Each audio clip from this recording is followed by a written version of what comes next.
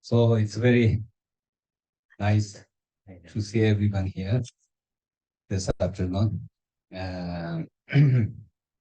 It's been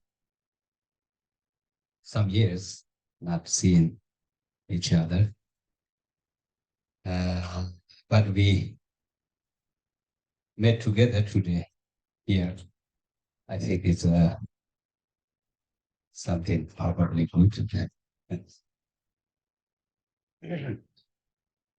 Thầy rất vui khi gặp lại các đạo hữu chiều hôm nay, bởi vì đã mấy năm rồi thầy không có gặp mọi người, nào mọi người cũng không gặp thầy. Thành ra khi hôm nay chúng ta gặp nhau đây là cái điều rất là vui.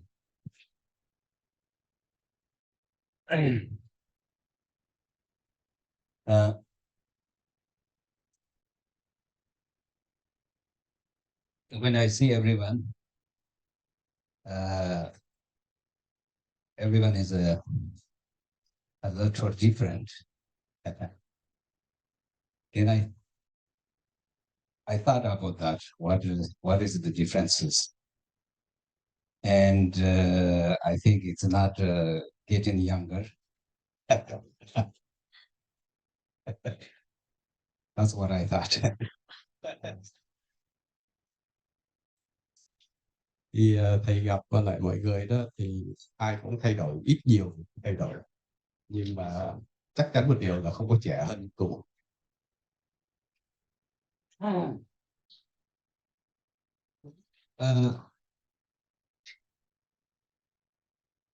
Buddha's wisdom, or the meaning of teachings of Buddha, basically to accept reality, the nature of phenomena, nature of life. So the nature of life is always changing and always aging, always getting to the end.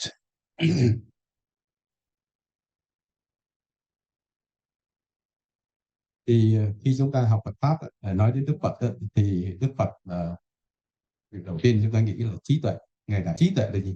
Khi có trí tuệ thì chúng ta chấp nhận cái thực tại, chấp nhận thực tế, chấp nhận sự thật, thì đó là trí tuệ. Vậy chấp nhận sự thật là gì? Chấp nhận thực tế của các pháp và chấp nhận cái sự thật của cuộc đời.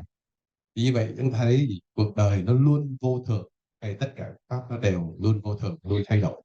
Mà nó thay đổi là như thế nào? Cuộc đời chúng ta phải thay đổi để chúng ta tiến gần đến cuối cuộc đời, tức là tiến gần đến cái chết.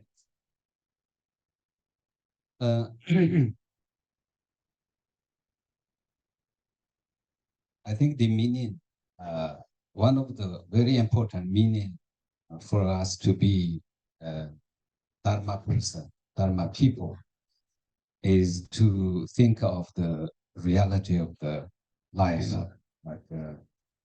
like impermanent. And those some people probably think that Buddhists are kind of stupid because they think impermanent too much. There's nothing can do. Think or not think, it is impermanent all the time. But we think differently. When we think about the nature, the reality of human life, then we improve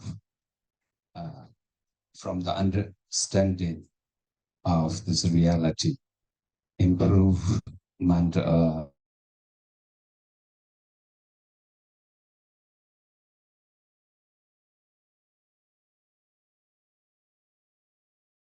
future lives.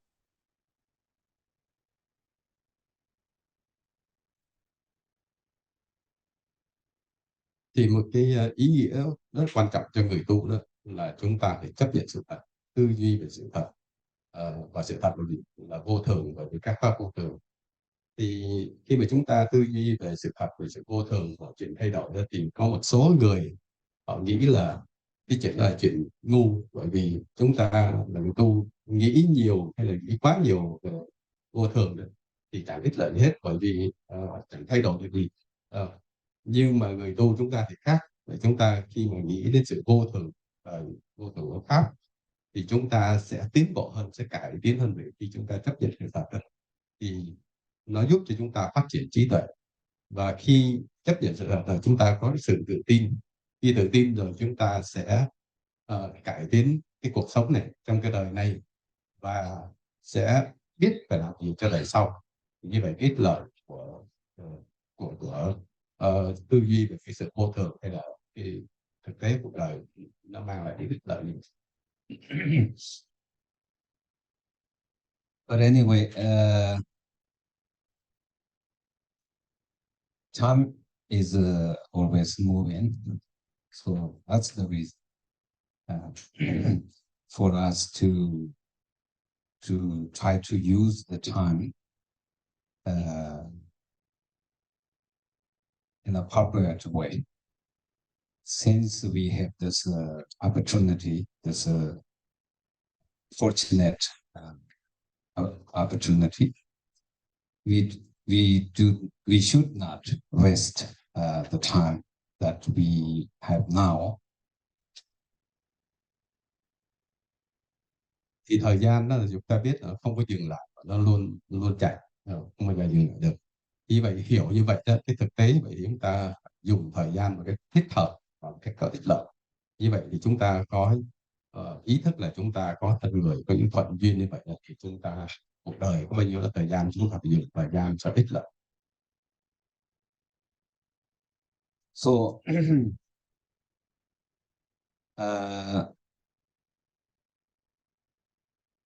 recent years we have came through this difficult situation like COVID 19, and it took millions of lives away. But luckily we are still alive, although we many of us probably had COVID-19 and tried to save one's life as much as one can. But luckily, we are still here and still trying to accomplish some good actions, accumulations. I think this is something a good thing. Thì những năm gần đây là chúng ta có thế giới có cái bệnh dịch COVID-19 đã làm chết bao nhiêu triệu người.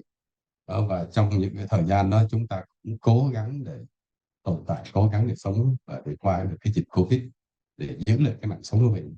Và cho đến bây giờ vẫn còn những người còn sợ hãi, vẫn còn không muốn bị vướng bệnh.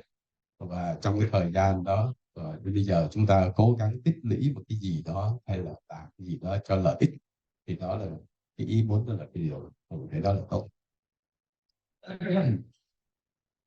So I think we should appreciate whatever we have, and especially the time that we have now, the time for this life and the time to do good things. I think it's something very important to appreciate that and to understand the value of this time.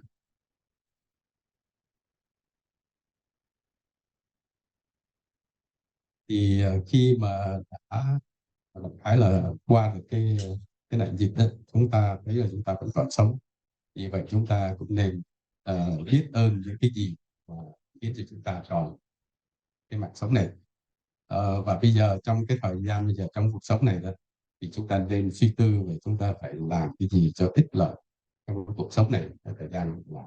thì một trong những cái yếu tố rất là quý báu đó chính là thời gian.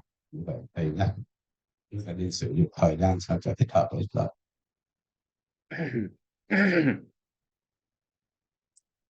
So many of you are here have very good connections, strong connection, very close connections to our dear Lama Sang, and Lama Sang had taught many valuable teachings to you. So therefore, I hope you still remember the meanings of the teachings that Lama Sang given, and remember his instructions for your path, instructions for your understanding, deeper and better understanding about Dharma and about the meaning of life.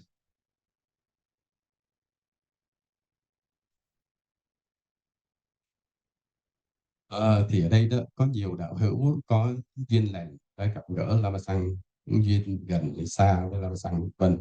Nhưng mà nói chung thì Lama Sang đã dạy pháp nhiều rồi, tức là dạy những cái pháp rất quý báu, và trong đó đó những cái pháp quý báu rồi ý nghĩa pháp đó là cái cách tu tập. Thì thầy hy vọng là các đạo hữu ở đây vẫn còn nhớ, nghĩ đến Lama Sang, nhớ những pháp ngài dạy, những pháp tu, ý nghĩa của các pháp, ý nghĩa thâm sâu. Thì như vậy đó là những cái pháp đó, là chúng ta cố gắng gìn giữ nó và áp dụng để tu tập.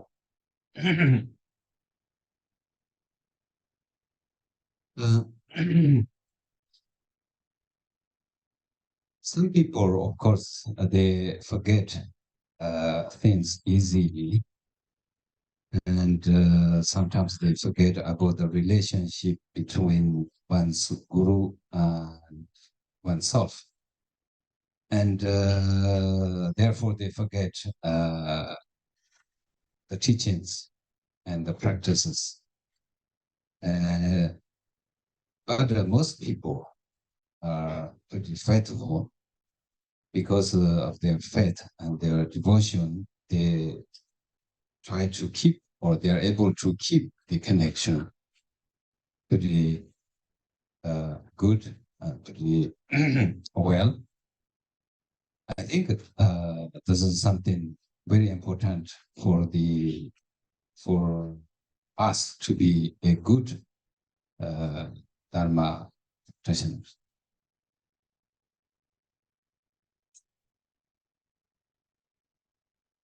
Thì có những đạo hữu rất là dễ quên, thành ra họ lâu ngày họ quên mất cái liên hệ thầy trò, tức là cái liên hệ giữa bổn sư của mình hay guru của mình với chính bản thân mình. Và khi họ quên cái đó thì dĩ nhiên họ quên những cái lời pháp tu vân vân. Nhưng mà thầy nói là chung chung hầu hết đó là vẫn duy trì được cái tín tâm với cái sự thành tâm của mình với thầy, với Lama Sang. Thành ra các đạo hữu đó thầy thấy là cái liên hệ nó vẫn còn tiếp tục, và như vậy đó là nếu mà giữ được cái liên hệ thầy trò và duy trì được đó thì chắc chắn là họ sẽ trở thành những người hành giả áp dụng pháp tu và tu thì sẽ giỏi hay tốt hơn.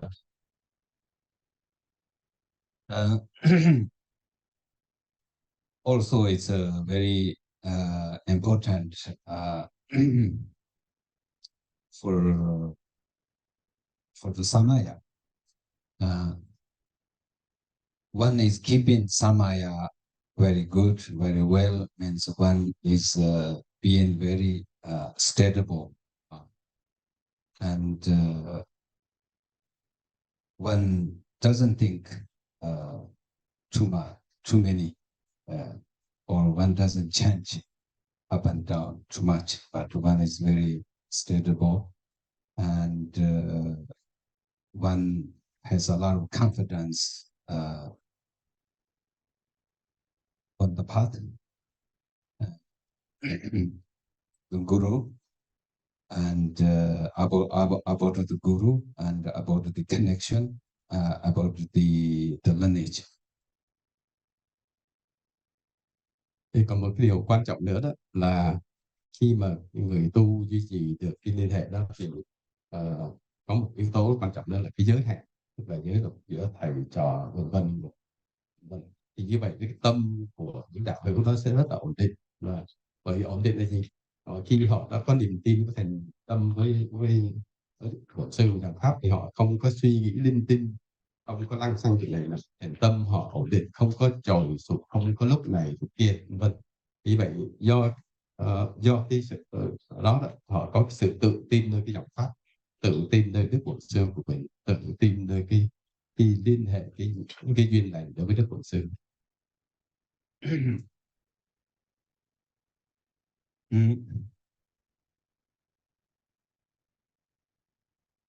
And I see the differences between the people who are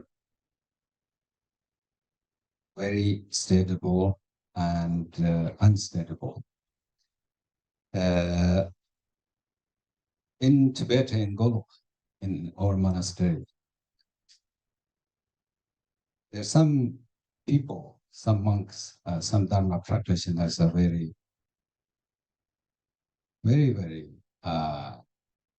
what's it, diligent because of their faith, because of their devotion in the Guru, in the teachings, instructions.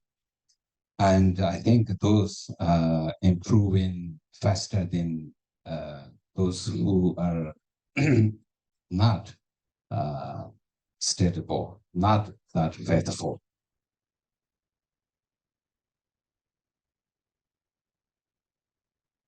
Và thầy thấy rõ ràng cái sự khác biệt giữa cái người tu có cái tín tâm, thiện tâm đó là tâm họ rất là ổn định, so với những người mà tâm trạng bất ổn, khi tu cái niềm tin không có ổn định, lúc thế này lúc thế nọ. Và rõ ràng nhất là bên Cô Lốc trong cái tu viện này thì thấy có những người tu rất là tinh tấn, và tinh tấn là siêng năng tu tập bởi vì họ có cái niềm tiến thành, có niềm tin và cái thành tâm với cái bổn sư của mình, và có cái niềm tin giáo pháp mà được bổn sư dạy.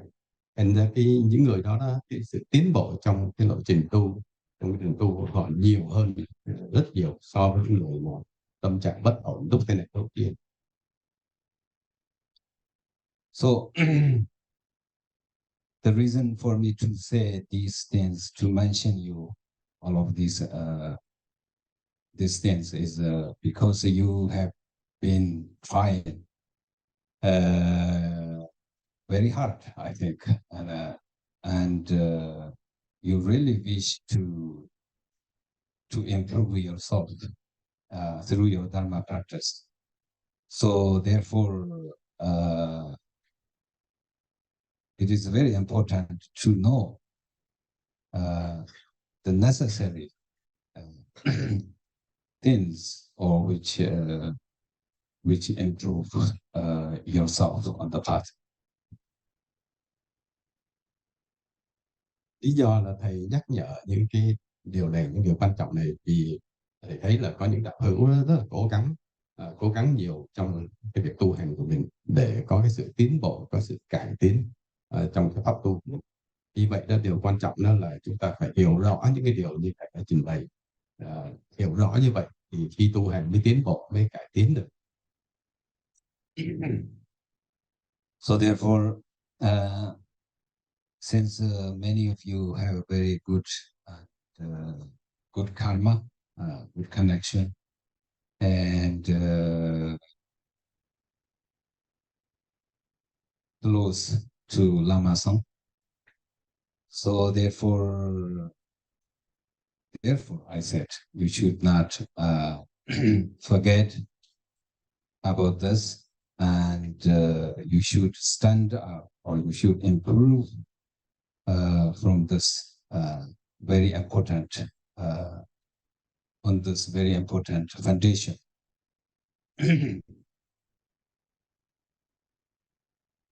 Nên thầy thấy ở đây đó là có nhiều đạo hữu đã có duyên lành với La Sang, thành ra khi biết vậy đó, mình đừng có quên những cái điều La Sang dạy hay Pháp dạy, và mình phải dũng mãnh đứng lên để thực hiện những cái điều gì, hay là tu tập để hoàn thành những cái gì trong, hay là để thành tựu những cái gì trong Pháp dạy. Thì đó là cái điều rất quan trọng mà tôi muốn nhắc nhở.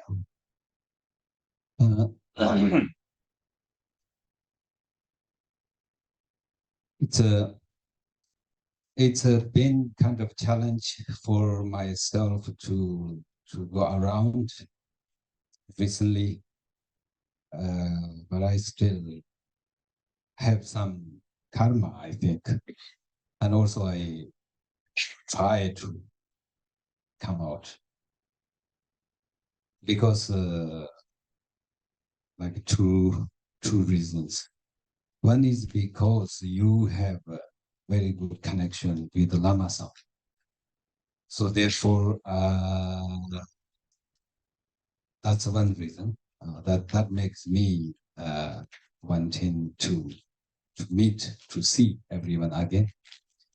And the other thing is also we have some connections, and maybe through this connection, maybe I can benefit you. So for these reasons, I think I'm here.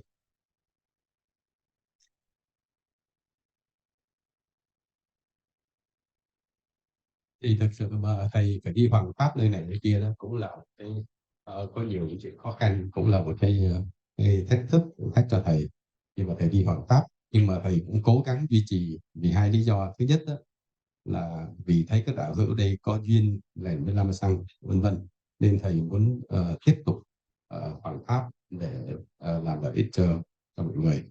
Và cái thứ hai đó là bản thân thầy cũng có những cái duyên với các đạo hữu, thành ra thầy vì lý do đó thầy cũng muốn làm lợi ích cho mọi người. Thành ra lý do đó thành ra thầy có mặt ở đây để nói pháp vì những cái duyên lành đó với Lam Sang, của các đạo hữu đối với Lam Sang với thầy. I said earlier, especially Lama San's students are not getting any younger. So therefore I want to try my best to help you on the path, and because we are not getting any younger, we need to try to be faster, to use the time correctly, because we don't know how much time actually we have for this life. So therefore, that was one of the main reasons for me to be here and to say things and to mention and to remind you some necessary things.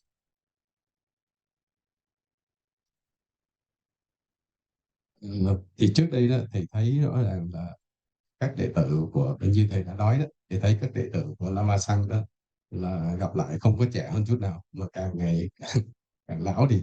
Thành ra thầy cố gắng giúp các đệ tử trên cái đường tu của mình, trên cái lộ trình tu của mình.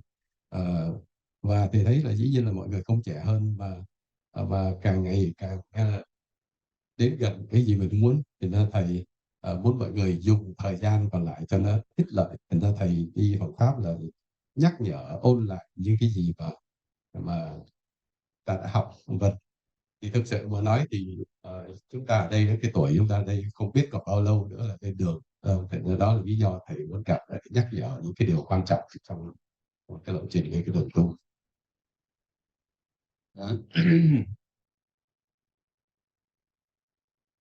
And when I say not any younger means getting not physically getting not younger, but mentally probably the same, like a children, and very spoiled and very busy and very noisy, very narrow-minded.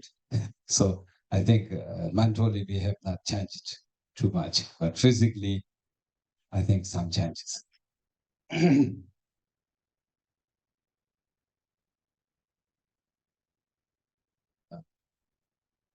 Thì khi thầy nói là chúng ta không có trẻ hơn như trước đây, với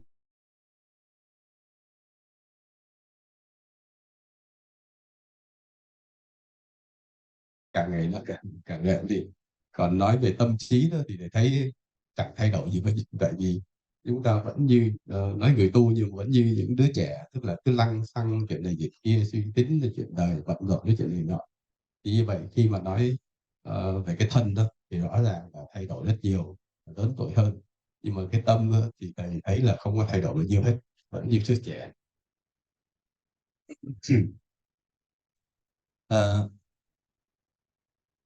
Because in the teachings, of course, the Buddha says the mental distractions, mental clashes never get old.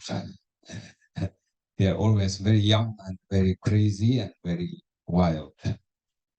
So therefore, we need to practice the Dharma and to tame the mind as much as one can, because these wild minds, these mental clashes destroy everything, every positive thing. So we need to understand that what kind of changes that we have to make, and what kind of understanding we should have improve, make improvement for what kind of understanding. So therefore, we always need the Dharma.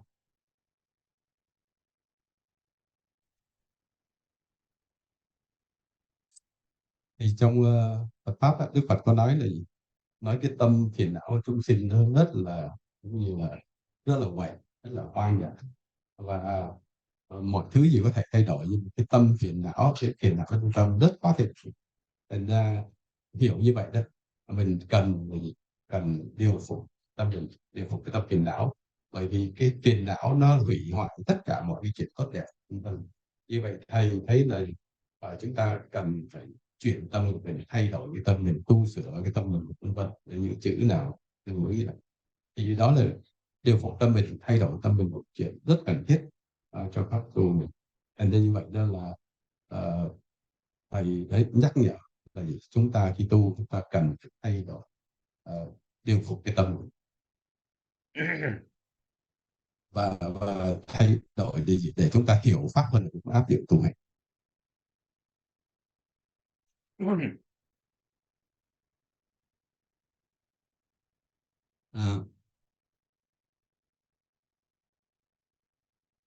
When I say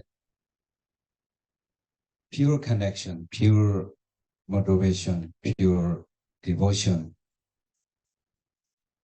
they are the most important causes for us to improve on the Dharma path. Because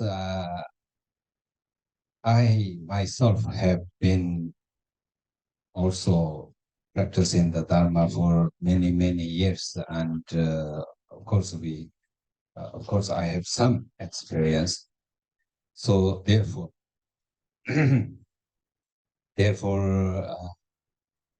I have some confidence and some understanding for me to say that pure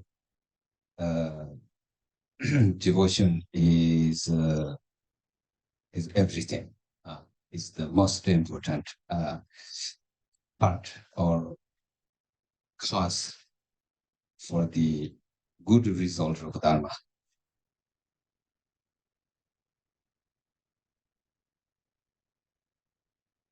Khi tu hành đó, thì chúng ta nói cái động lực của việc tu hành của mình là gì? Nó là quan trọng. Cái lòng thành với pháp, lòng thành pháp tu cũng là quan trọng, và cái tín tâm là quan trọng. Thì trên con đường tu hay là người ta gọi là lộ trình tu, hay bây giờ ta hay gọi là con đường gì vân vân, nhưng mà đó là cái lộ trình tu của mình. Thì trên cái đường tu, cái pháp tu, mình phải hiểu những yếu tố đó, mình tu hành mới có kết quả, mới có tiến bộ, mới có sự cải tiến. Thì bản thân thầy đó, thì thầy cũng nói là thầy cũng tu nhiều năm rồi, và thầy ít nhiều gì đó cũng có những kinh nghiệm trong việc tu hành, và thầy cũng có một chút ít gì tự tin về pháp. Thì thầy thấy là qua cái kinh nghiệm của thầy về tu hành này, thì thấy là cái lòng thành tâm, tín tâm là điều quan trọng nhất. Không có hai cái đó thì nó không có kết quả trong trên cái đường tu của mình. Cho nên nói tóm lại là phải có lòng thành và lòng tín tâm, thì cái yếu tố quan trọng đó nó mới đưa đến kết quả trong cái việc tu hành. Many of you you have been practicing Dharma many years, so I think we somehow we know how to practice, and the problem is, I think, is not about not knowing how to practice, but I think the problem is not pay attention to the necessary factors and follow your mind too much. And because our minds are always changing, always following the external things, and always being very picky, and don't see the truth, don't see the reality of external things, but we still try to follow that. So because of that, because we follow our minds too much, we are lost. I really think so, because sometimes our minds are very confused by external things. We believe in the external things too much, and we try to follow them, but we not really obtain, or how do you say, we do not really accomplish accomplish almost anything by following these very picky or negative emotions. So, but our habitual tendency is to believe in one's own mind, one's own mind and thoughts. So therefore, I think we need to improve our wisdom and understanding, pure understanding.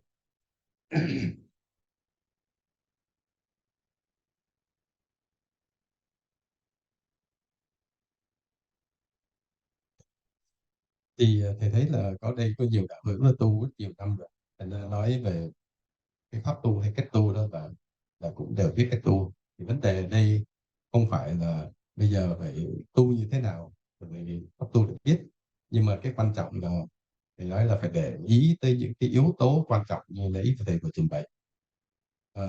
Yếu tố quan trọng là gì? Bởi vì nói mình tu, nhưng mà cái tâm mình cứ rong ruổi chạy theo những cái tư tưởng, cái ý niệm vân vân ở bên trong tâm mình. Và khi mình chạy theo đó thì cái tâm mình nó có cái khuynh hướng hay cái tập khí là nó bám vào chuyện đời, chuyện bên ngoài. Như vậy đó, khi bám chuyện đời nó sinh ra phiền não, rồi mình cứ phán xét khắt khe vân vân thế này kia.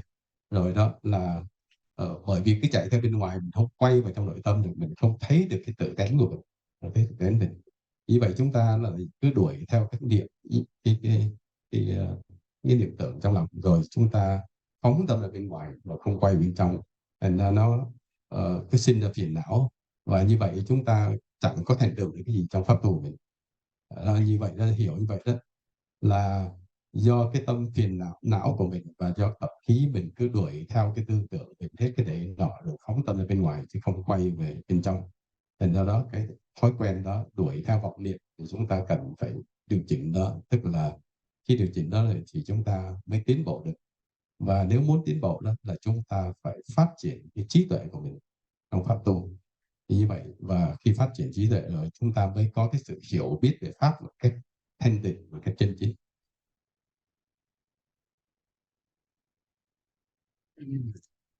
I think uh,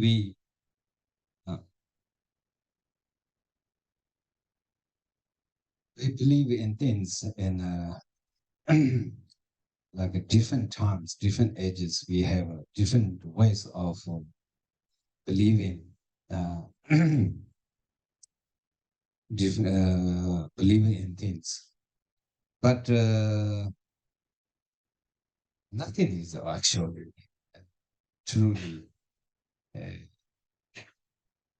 established, I think, because when we were very small, we had some very unique interest in different things, but those things are no more interesting. And every day, our mind is changing. The interest for in things are changing every day.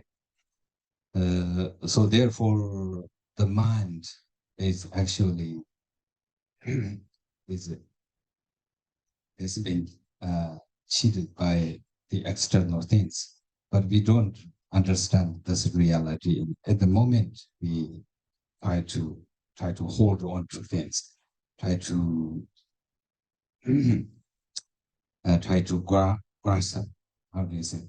Try to believe in these things, but in the next moment it changes.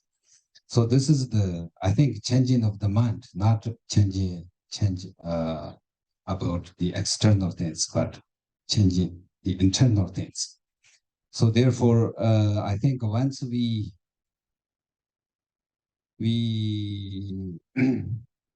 lose this life, everything is different.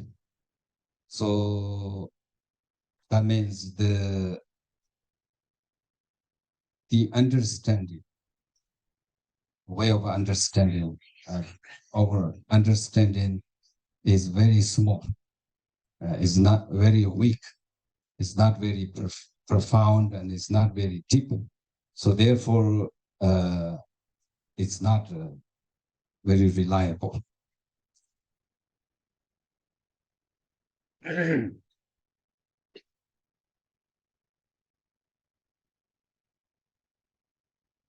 Thì nói là chúng ta đều có những cái sự tin tưởng, có những cái và những cái giá trị hay gì mình gặp nó tùy theo cái lứa tuổi. Rồi. Ví dụ như khi còn trẻ đó là chúng ta tin tưởng vào một số điều như này. Người lớn tuổi hơn cũng có thể tin tưởng vào những chuyện khác, tại vì họ từ từ trưởng thành. Những lứa tuổi khác nhau đều có cái tin tưởng, cái hứng thú và những cái chuyện khác nhau. Nhưng mà khác nhau những lứa tuổi như vậy, nhưng mà có một điểm chung là tất cả lứa tuổi nào cũng vậy, tức là chỉ có chạy theo cái trần cảnh bên ngoài hay những ý niệm gì và cái tâm nó hướng ngoại ra bên ngoài mà nó không có quay bên trong. Thành ra như vậy đó, khi mà nó hôm nay thầy nói là chúng ta phải thấy cái chuyện này kia thay đổi. Thế là có người ở một lứa tuổi nào đó gặp cái gì trong đời thì họ cố gắng, họ bám vào cái đó rồi cố gắng tin tưởng cái gì đó khi họ gặp. Nhưng mà rồi cuối cùng là gì, là cũng họ muốn thay đổi cái này kia. Nhưng mà ý thầy muốn nhắc ở đây đó là khi mà chúng ta có cái tâm hướng ngoại đó, thì mình có thể muốn thay đổi cái này, cái tình cảm, cái chuyện gì bên ngoài nó thay đổi, nhưng mà thực sự không thay đổi được. Hay là tùy duyên. Nhưng mà thầy muốn nói cái vấn đề thay đổi đây là thay đổi cái nội tâm. Bởi vì cái nội tâm khi nào mà nó còn hướng ngoại ra bên ngoài thì như vậy nó cứ tiếp tục làm cho cái nội tâm mình nó không ở nội tâm mình nó sinh ra phiền não. Như vậy chúng ta phải hiểu là cuộc đời rồi nó cũng qua đi thế này rồi, mình có muốn thay đổi thì chưa chắc thay đổi được. Nhưng mà có điều là chúng ta phải hiểu rõ cái chuyện này, và như vậy chúng ta phải biết là thay đổi chính là thay đổi cái nội tâm mình. Như vậy thì nếu mà không thay đổi, không hiểu theo cái ý đó, thì mình sẽ không có thâm nhập được Pháp. Cái sự hiểu biết của mình đó, mình tu cỡ nào mà hướng ngoại thì cái sự hiểu biết của mình nó vẫn là rất là ít ỏi. Và khi nó vẫn là ít ỏi, mình không thâm nhập ý nghĩa của Pháp, không thâm nhập Pháp tu. Và những cái gì mà mình hiểu biết được lúc đó nó rất rất nhỏ bé, rất là ít và nó không có đáng tin cậy.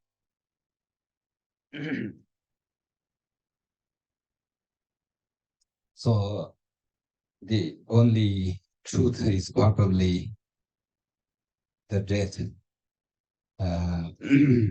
Death is very truthful. I mean, very true for everyone. When the death comes, then everything changes. Everything changes. So therefore, there are many things that are not really true, but we don't understand that, and we think everything is true. So therefore, we try to accomplish many things one after one, and never sort of think that, oh, that's enough. But we continually to follow and to run and to do things for this life. And I said, when the death comes, then everything is changed. Everything is different. Nothing is there actually, except karma and except the deeds, the seeds of negativities.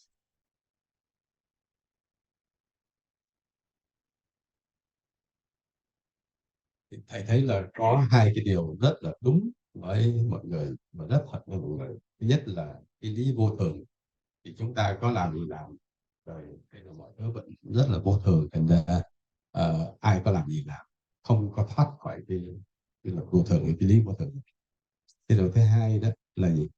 Là trong cuộc đời chúng ta bám chấp vào những cái điều rất là hư mà chúng ta cứ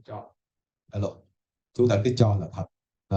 Thì khi chúng ta bám chấp những điều mà chúng ta cho là thật đó, mà cái điều đó rất vô nghĩa, hư ảo, thì chúng ta muốn làm cái này, muốn làm cái nọ để thành công trong chuyện này kia, mà chúng ta làm cái hăng hái không biết bao giờ đủ, không có cái tâm tri túc. Thành ra muốn thành công chuyện đời này, cuối cùng là cứ chạy theo những cái hư ảo, đến khi cái chết đến thì thực sự chẳng mang theo cái gì, mà lúc đó chỉ còn là cái nghiệp của mình mang theo.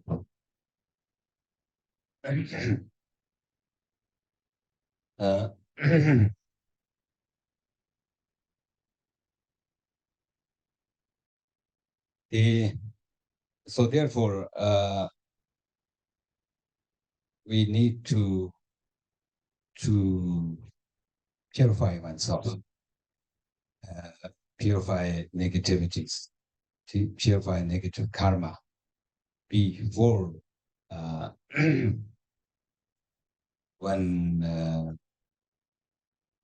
is going to die, before the death, because we need time to purify all the negativities.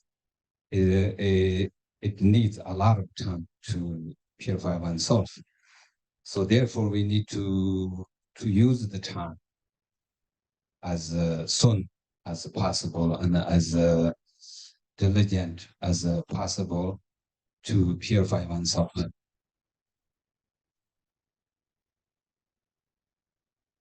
Như vậy đó là thầy nói chúng ta cần tịnh hóa cái sinh mạng của cái bản thân của mình. Như vậy tịnh hóa tức là tịnh hóa cái tâm của mình, đúng không? Rồi tịnh hóa cái ác nghiệp mình đã tạo ra.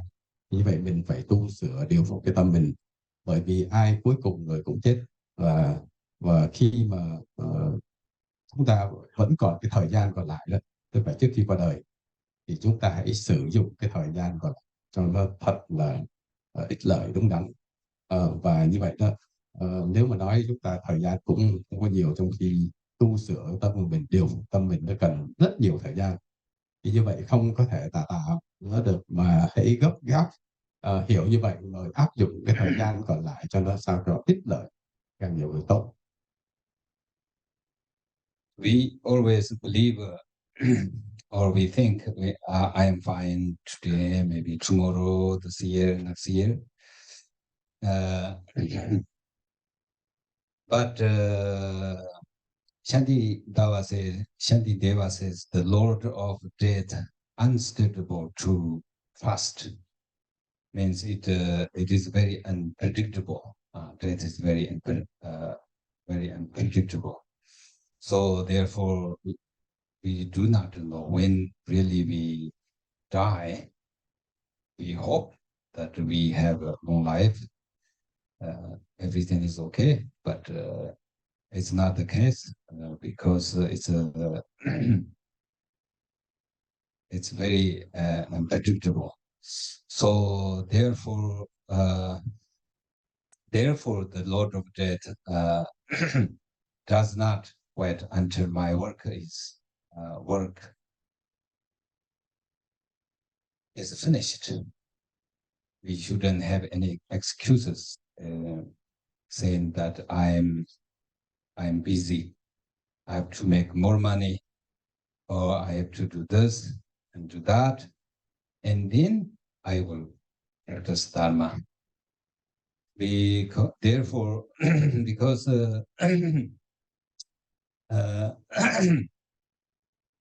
death does not wait until your work is finished. Therefore, all beings, whether sick or not sick, should not place their trust in this fleeting life.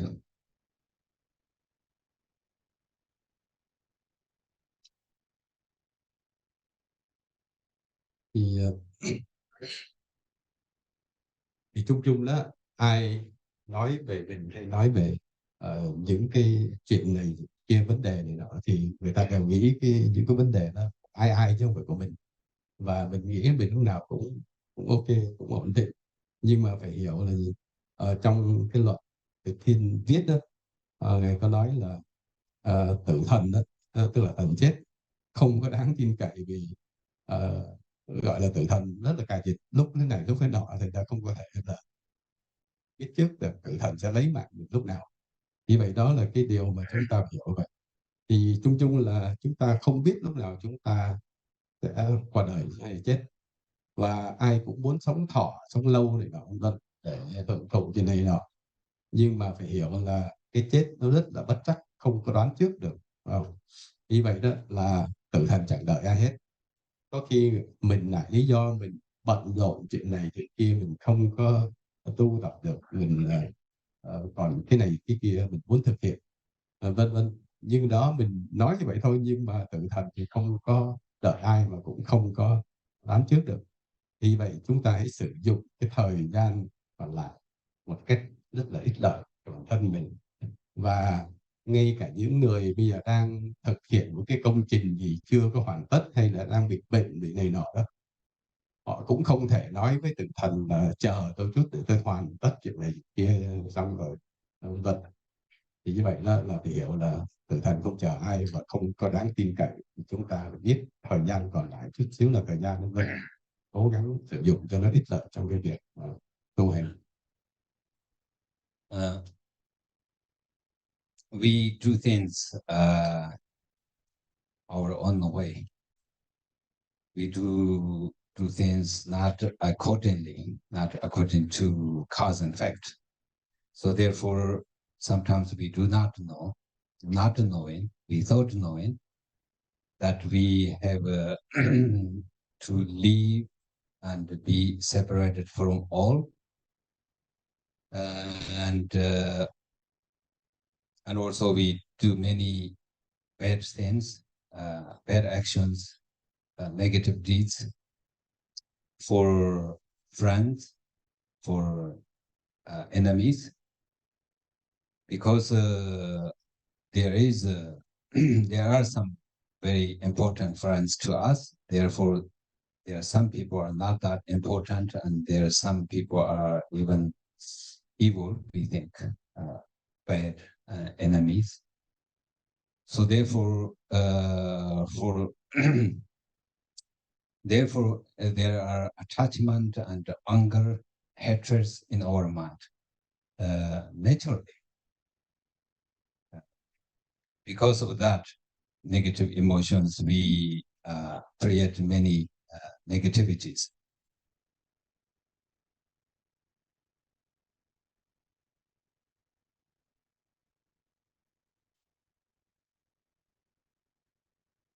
Thì chúng ta đó là làm rất nhiều chuyện. Chúng ta làm chuyện này chuyện kia, và có khi chúng ta làm theo cái ý của mình thôi, mình muốn gì mình làm đó, mà những cái việc làm của mình hầu hết là không có hợp với luật nhân quả. Mà đôi khi mình cũng cho là mình khác mọi người, thì cái chuyện gì cái gì của ai chứ không phải vấn đề đó nó là của mình. Thành ra vì cái suy nghĩ như vậy chúng ta hay gây ra những ác điểm ngay cả đối với bạn bè, đối với người thân vân vân. Vì vậy đó là chúng ta không biết chuyện gì quan trọng hay vân vân. Thì đối với những người quen, chung chung là chúng ta ưa người này ghét người nọ vân vân, đủ thứ chuyện. Và hiểu như vậy đó thì qua cái cư xử đó, vì cái phiền não đó, ưa ghét vân vân đó, thì chúng ta mới tạo ra nhiều cái nghiệp xấu, nghiệp tốt vân vân. Thì nói chung là vì cái phiền não đó làm gì hành xử gì nó cũng đưa đến cái kết quả xấu. But the reality is our enemies or friends, including oneself, will come to an end. We all die today. So when the death comes, everything is changed. And also in this life, it's how you think. It's not about how they are, but mainly how we think about them, about one person, or about one is being my friend, or about one is being my enemy, is how we think. It's not really how they are. But we do not understand this reality, so we believe that they are bad or they are good. That erases a lot of negative emotions in our minds.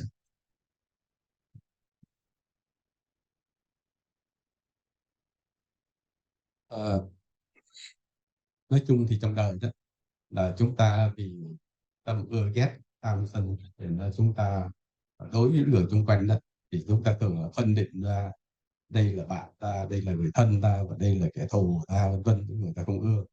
Thì nhưng mà nói chung một điều đó là cả ngay bản thân mình, những người mình ưa, những người mình ghét, cuối cùng rồi cũng sẽ chết. Thì khi hiểu như vậy đó là chúng ta đừng mất thì giờ vào những chuyện đó, bởi vì đời đây thông thường đó người ta nghĩ về người khác thường là nghĩ xấu hay là nghĩ tốt, và không có nghĩ đúng với cái bản chất của họ. Và những người khác cũng vậy. Thì như vậy khi mà chúng ta nghĩ vậy nó sinh ra nhiều cái thứ phiền não, mà chúng ta thường nghĩ xấu cho người khác hơn là nghĩ tốt cho họ, không đúng bản chất họ, thì nó sinh ra phiền não đó nó gây những cái nghiệp xấu mà chúng ta phải hiểu cái nguyên nhân đó.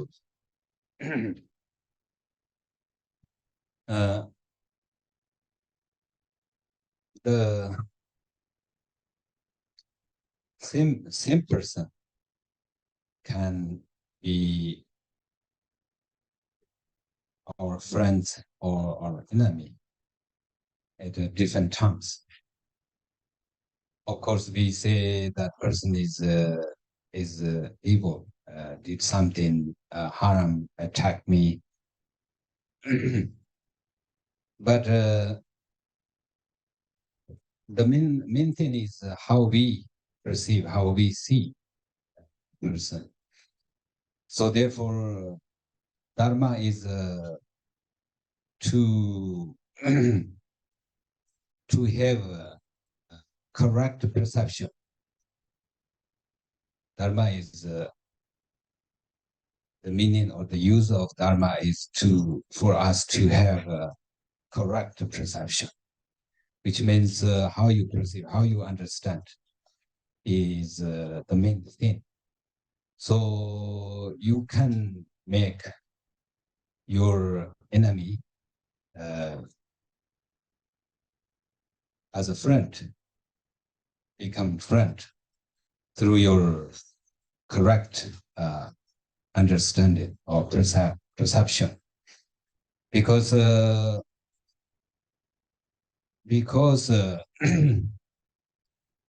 only enemy is an enemy when you are unhappy, when you are angry. But if you try to liberate that thought, that anger, there's no more enemy. So, so the mind is actually the mind is everything. How you perceive is everything.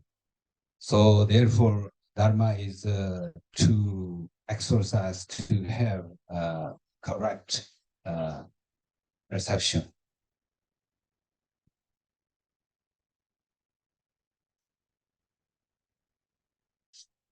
Đó thì đối với chúng ta đó, một người chúng ta còn biết cũng có thể là bạn, hay lúc cũng có lúc là thù, thì nó do cái thời gian khác nhau, thời điểm khác nhau.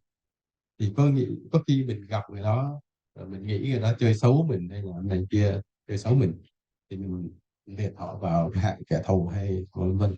Rồi cũng có khi người đó làm gì khác thì mình lại cho người đó là bạn. Thì cái quan trọng là mình nghĩ người đó ra sao mới là chuyện quan trọng. Mà nếu đúng theo Phật pháp dạy đó, thì mình quan điểm bạn hay thù ở như thế nào đối với mình, thì mình phải thay đổi cái chi kiến, cái nhận thức của mình thôi, chứ không phải là cái người đó như thế này như thế nào, hay là luôn luôn là bạn hay luôn là thù.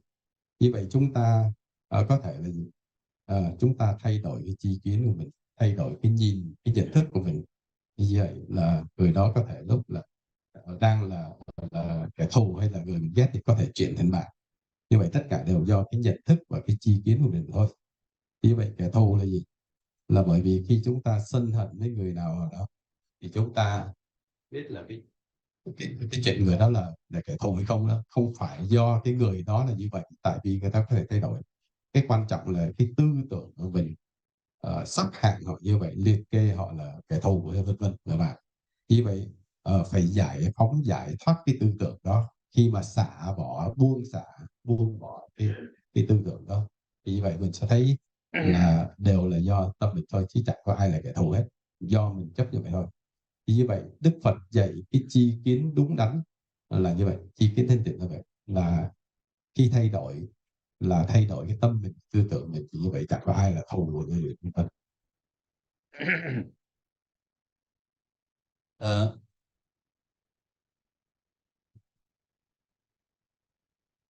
So therefore, to have a correct perception or understanding is very important. So therefore, I try to remind you, to mention you about very important part for the Dharma practice. And especially when our aging is not not low, very higher, then especially we have to understand the value of the time and try to use that time very carefully, very careful. We do not want to waste any minute, any second, because time is the most valuable thing for for us, for everyone, and especially for people who are not very young.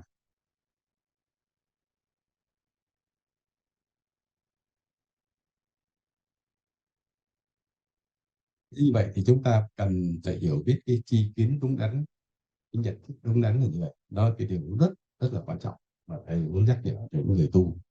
Như vậy khi chúng ta càng ngày càng lão, càng già đi thì chúng ta phải cần hiểu cái yếu tố mà thầy đã đi lại là thời gian, một yếu tố rất là quan trọng.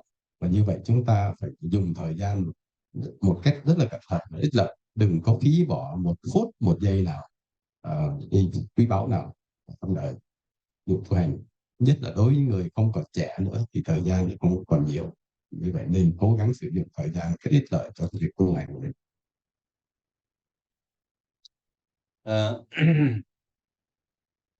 Of course, sometimes we enjoy it with the things in our lives, and but since they past, they are like dreams, as taught in the teachings of the Buddha. So I think it is true that many things in the past are just like dreams. And so therefore Shantideva says, whatever things I enjoy will be just like experience in a dream. And heaven become memories, just memories. But they don't come back. They don't. They are not able to be alive like come again. So,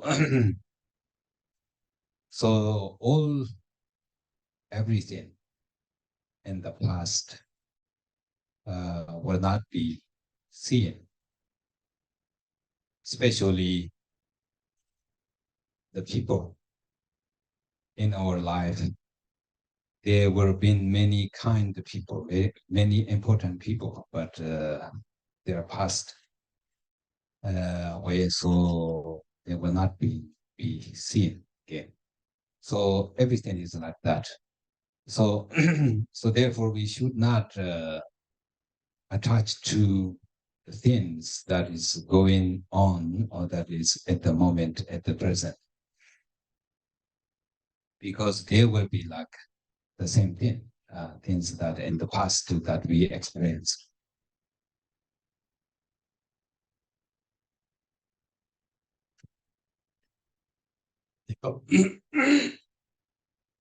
Dĩ nhiên là trong đời có khi chúng ta cũng có những lúc chúng ta hưởng thụ cái là thú vui trong cuộc đời đó, nhưng mà chúng ta hiểu là tất cả những gì chúng ta gặp phải kinh nghiệm rồi nó cũng theo thời gian nó qua đi.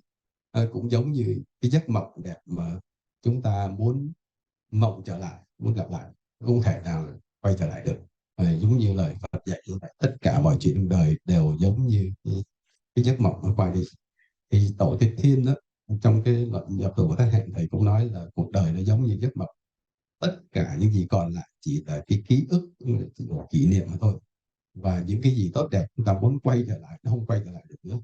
Như vậy nên là chúng ta phải hiểu là đừng có bám chấp vào những chuyện quá khứ, muốn cái này muốn kia vân vân. Trong đời có thể chúng ta gặp những người tốt, những người bạn tốt, những người quan trọng chúng ta là yêu mến, chúng ta muốn gặp lại, nhưng mà có khi người họ đã qua đời rồi, không thể nào gặp lại nữa.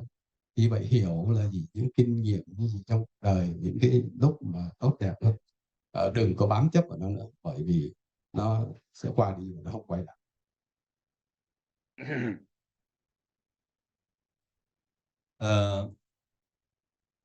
Because or out of our ignorance and attachment and aggression, whatever we do, every action becomes bad karma, bad deed. So therefore, it's very important to watch and to understand what is going on in our minds all the time.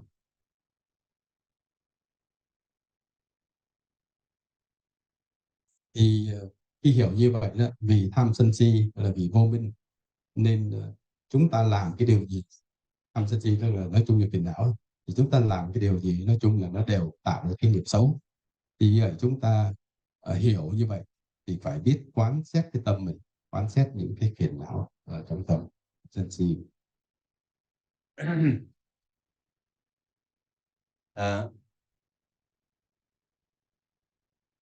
So therefore, to remember, to think of impermanent, and it's very basic thing and very important in cause that we practice Dharma continually, and we do not want to be very slow. We do not want to be very busy for useless things. So therefore, in the teachings of the Buddha, many teachings of the Buddha talk about the importance of thinking about impermanence.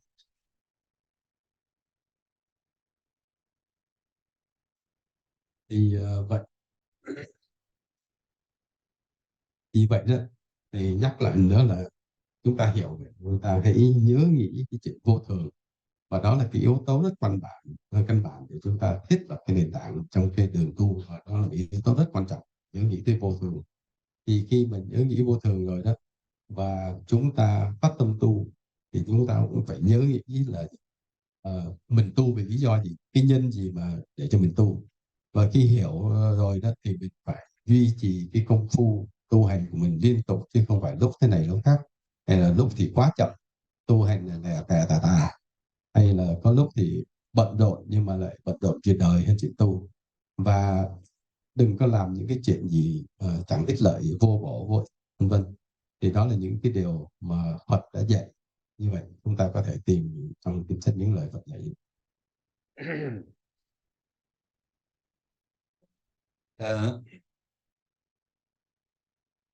At the same time, we have to accept our karma and the result of our actions from the past.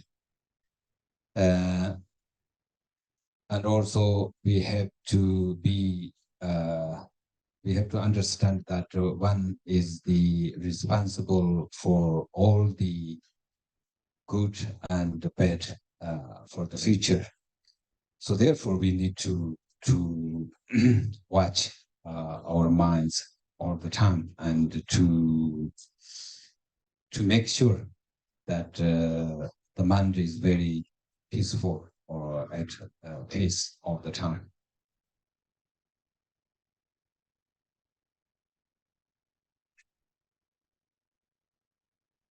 Đồng thời đó là chúng ta chấp nhận sự thật, tức là chấp nhận cái luật nhân quả. Thì tất cả những cái gì chúng ta gặp trong đời này vân vân đều là do những kinh nghiệm xấu hay tốt mà chúng ta đã tạo trong quá khứ. Thì hiểu như vậy đó là cái yếu tố quan trọng. Thì khi hiểu là tất cả cái gì mình gặp đều là do cái nghiệp trong quá khứ mình tạo, nên mình phải quay trở lại quán xét cái tâm của mình. Và quán xét tâm của mình thì đừng có tạo những cái phiền não nữa, mà hãy duy trì làm sao phát triển cho cái tâm mình nó được an lạc. Đó là cái điều mà mình cần để biết để quan sát tâm.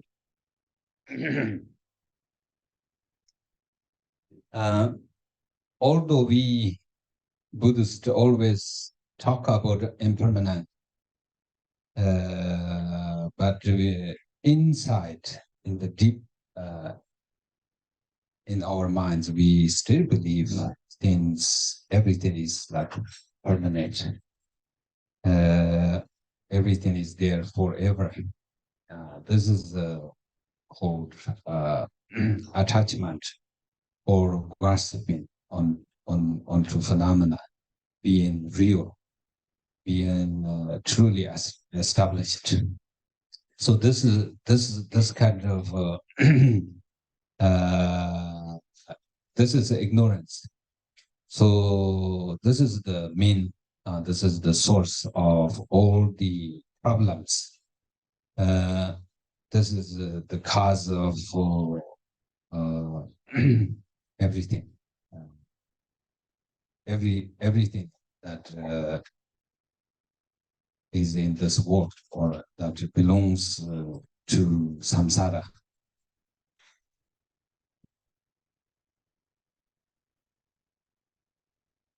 Thì mặc dù là Phật đã dạy những điều đó rồi và chúng ta nghe rồi, nhưng mà là người Phật tử nữa thì chúng ta nghĩa là khi mà nói về vô thường chúng ta cũng chẳng để ý, mà chúng ta cũng nghĩ mình hết rồi, nhưng mà trong cách hành xử thì mình vẫn thấy là mọi chuyện nó rất thường. Và như vậy trong tâm của chúng ta thì cứ coi mọi chuyện là nó rất thường, nó còn hoài vân vân, và bám chấp những cái điều trong tình cảnh này là thật, thì bám chấp là thật, thành ra đó là cái cách suy nghĩ vô minh. Như thầy nói là cái cách suy nghĩ vô minh đó chính là cái nguồn gốc của mọi vấn đề rắc rối của chúng ta gặp phải. Chúng ta bám chấp cái không thật là thật, chúng ta bám chấp cái vô thường là thường. Thì như vậy đó là chúng ta phải hiểu như vậy, thì chính cái bám chấp đó nó đưa chúng ta vào cứ mãi đi vào luân hồi.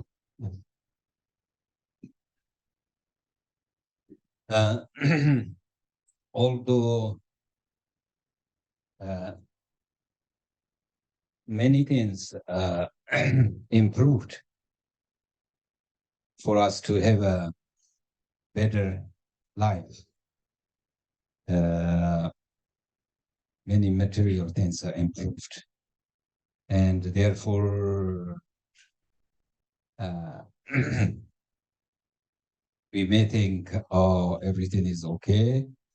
I can, if I get sick, I can go to hospitals and to see doctors so that I can, maybe there's a way that my life can be extended, this and that. But in fact, it's the opposite of that. And we must follow the rule of karma. If the karma says that this is the time for you to die, nothing can really extend your life. So we have to understand that. And Shantideva says the days and the nights of this life will not remain unchanging. Not remain unchanging. No matter how much the society developed and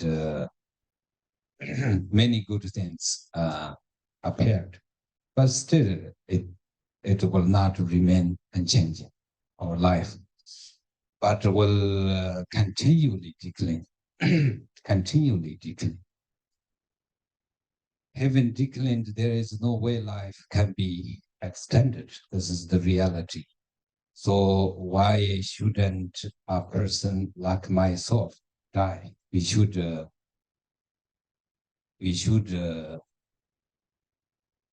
question to oneself. Say, why shouldn't a person like myself die? Or why do I know when I die?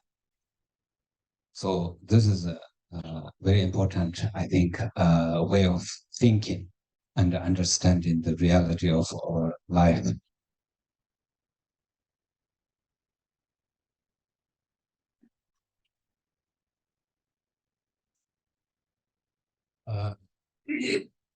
Tuy nhiên có khi là chúng ta thấy chúng ta làm chuyện đời, chúng ta cũng thành công, rồi chúng ta có những kết quả trong đời chẳng hạn, đưa đến sự giàu có, đưa đến những cái điều tốt đẹp trong đời.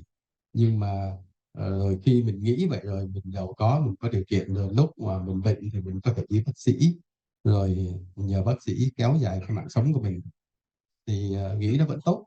Nhưng mà thầy thấy là ngược lại nó không phải như vậy, bởi vì chúng ta làm cái gì cũng phải thuận theo cái luật nhân quả là trước tiên. Và theo cái luật nhân quả thì khi một lúc nào đó cái thọ mạng ta đến lúc mình hết rồi thì có làm gì nó cũng chẳng kéo dài được. thì cái chết khi nó đến cũng chẳng nào thay đổi được.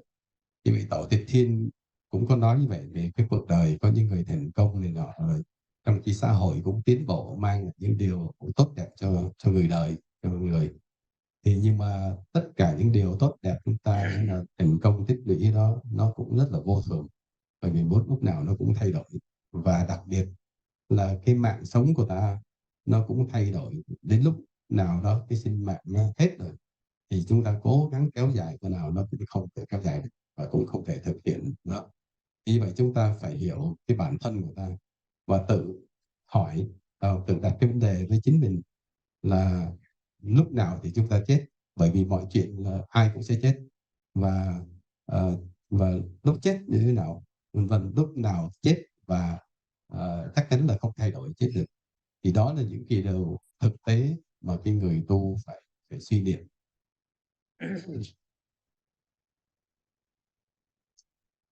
So we understand that Dharma, the use of Dharma is for us to have a peaceful passing when the death comes. Because death is not very easy to deal, to go through, difficult to go through. We believe in relatively, of course, our friends, our family members and friends, and many things that are very hopeful, useful. But at the moment or the process of the death, nothing really can help us except the experience of the Dharma practice. So, for example, Shantideva says, while laying in my bed, when someone is sick and laying in the bed, even though surrounded by all my relatives, your relatives and your friends, they cannot do too much. They cannot take your pain, your suffering, your emotions, your illusions, your fears. You are the one who will experience alone the feelings associated with the severance of your life force. So this is the reality, really. So sometimes friends and relatives and they cannot do, even though they want to try to help you, to take away your suffering. They cannot do anything. This is the reality that we need to know. So therefore, to have confidence and to have wisdom to take, to accept, and to go through the death peacefully. Therefore, Dharma practice is very important.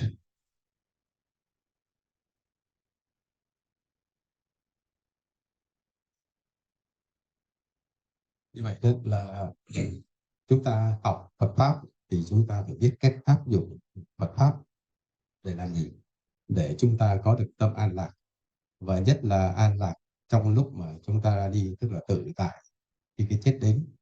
Bởi vì cái kinh nghiệm là chết nó rất là khủng khiếp, mà người bình thường khó kham nổi, khó chịu được. Và những cái kinh nghiệm mà những người qua đời mà chúng ta mà biết được hay là nghe kể lại vân vân, thực sự là nghe nó rất là khó chấp nhận.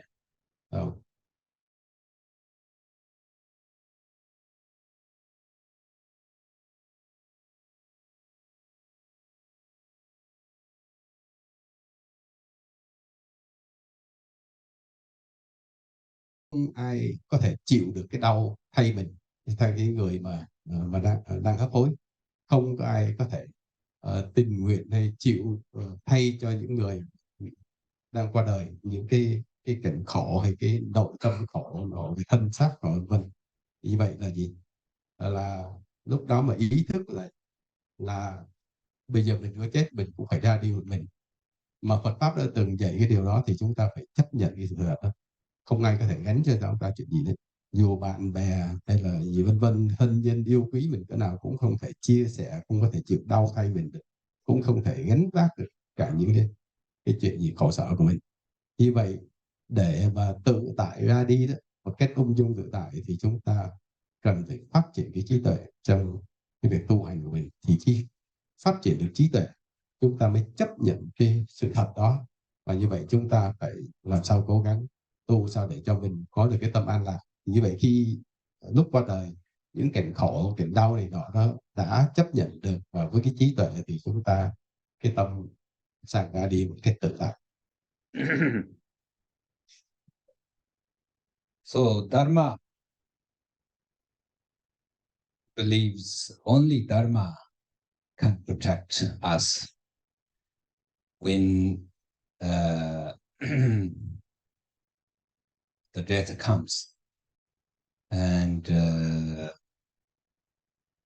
during the death and after the death.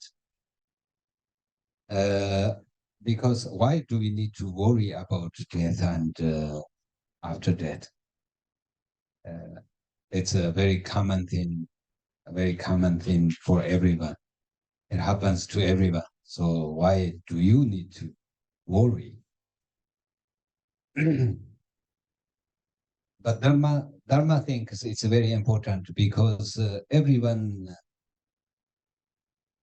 seeks, or everyone wishes for happiness, and ignorance and do not know, or not knowing how to go through this process of the death, that will be a big problematic, because that creates many ignorance and that creates many negative karmas, so that you will have more troubles, more sufferings in the future life. Therefore, if you understand and if you know how to how to practice, how to take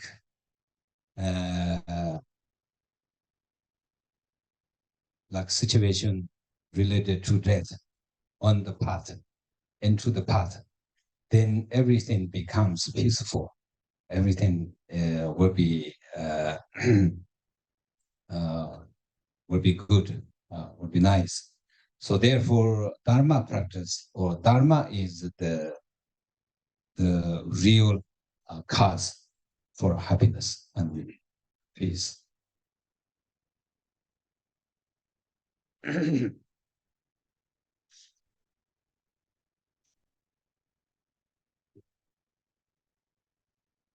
Như vậy chúng ta hiểu là đã hiểu đây thì chúng ta phải biết và hiểu là chỉ có Phật pháp mới bảo vệ được chúng ta thôi, là bảo vệ được cái tâm chúng ta khi chúng ta qua đời, thì chúng ta đi vào cái diễn trình chết. Và sau khi chết nữa, thì đây đó là có nhiều người thắc mắc là tại sao mình phải lo cái chuyện mà sau khi chết đó là để làm gì. Nhưng Phật pháp nói thì ai cũng sẽ chết, và vì cái vô minh đó, thành ra do cái sự bám chấp của mình thì ai cũng phải trải qua những trình chết. Mà nếu họ không chuẩn bị được cái tâm họ tự tại đó, thì cái chết rất khổ sở. Và mình phải hiểu là ai cũng đã tạo nhiều cái nghiệp được, nghiệp xấu, vân. Thì nghiệp xấu đó nó sẽ đưa đến kết quả xấu trong đời sau khi mình tái sinh lại. Vì vậy cái việc mà lo về cái thời gian sau khi chết đó, cái điều mà chúng ta hợp lý, bởi vì chúng ta còn đời sau nữa.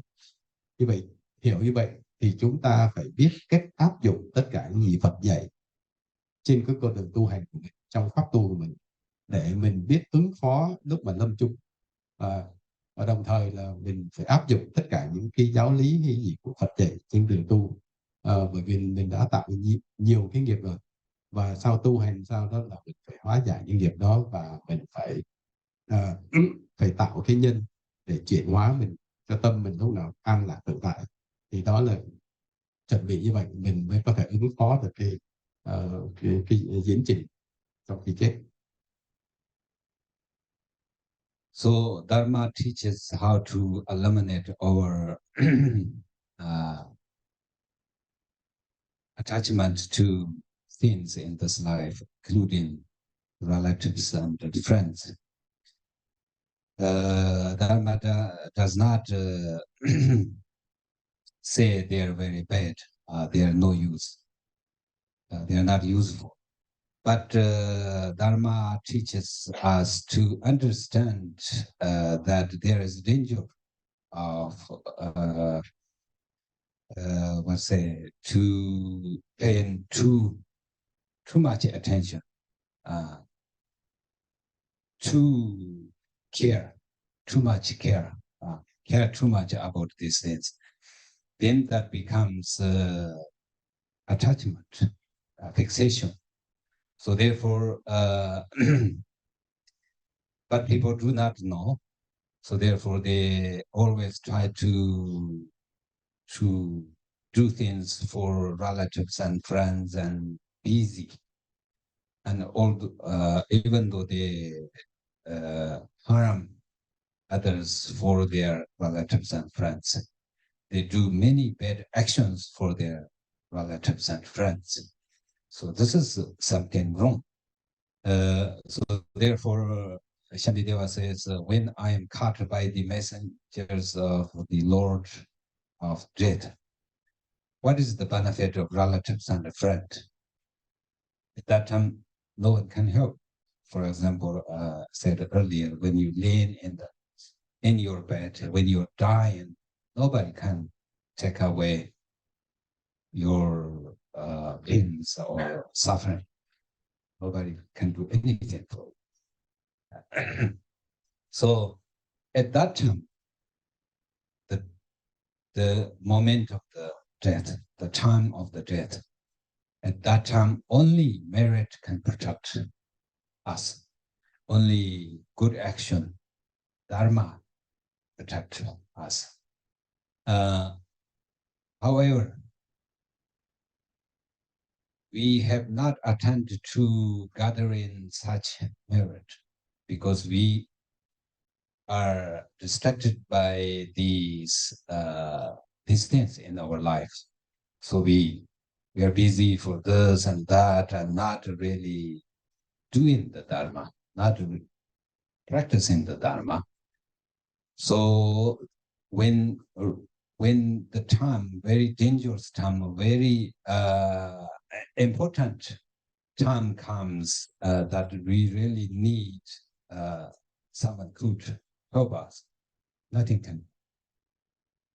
There's no good karma because we did not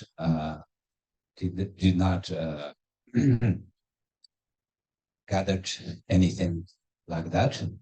So therefore, Buddha teaches us how to practice and how to see the value of the time and to practice as soon as possible.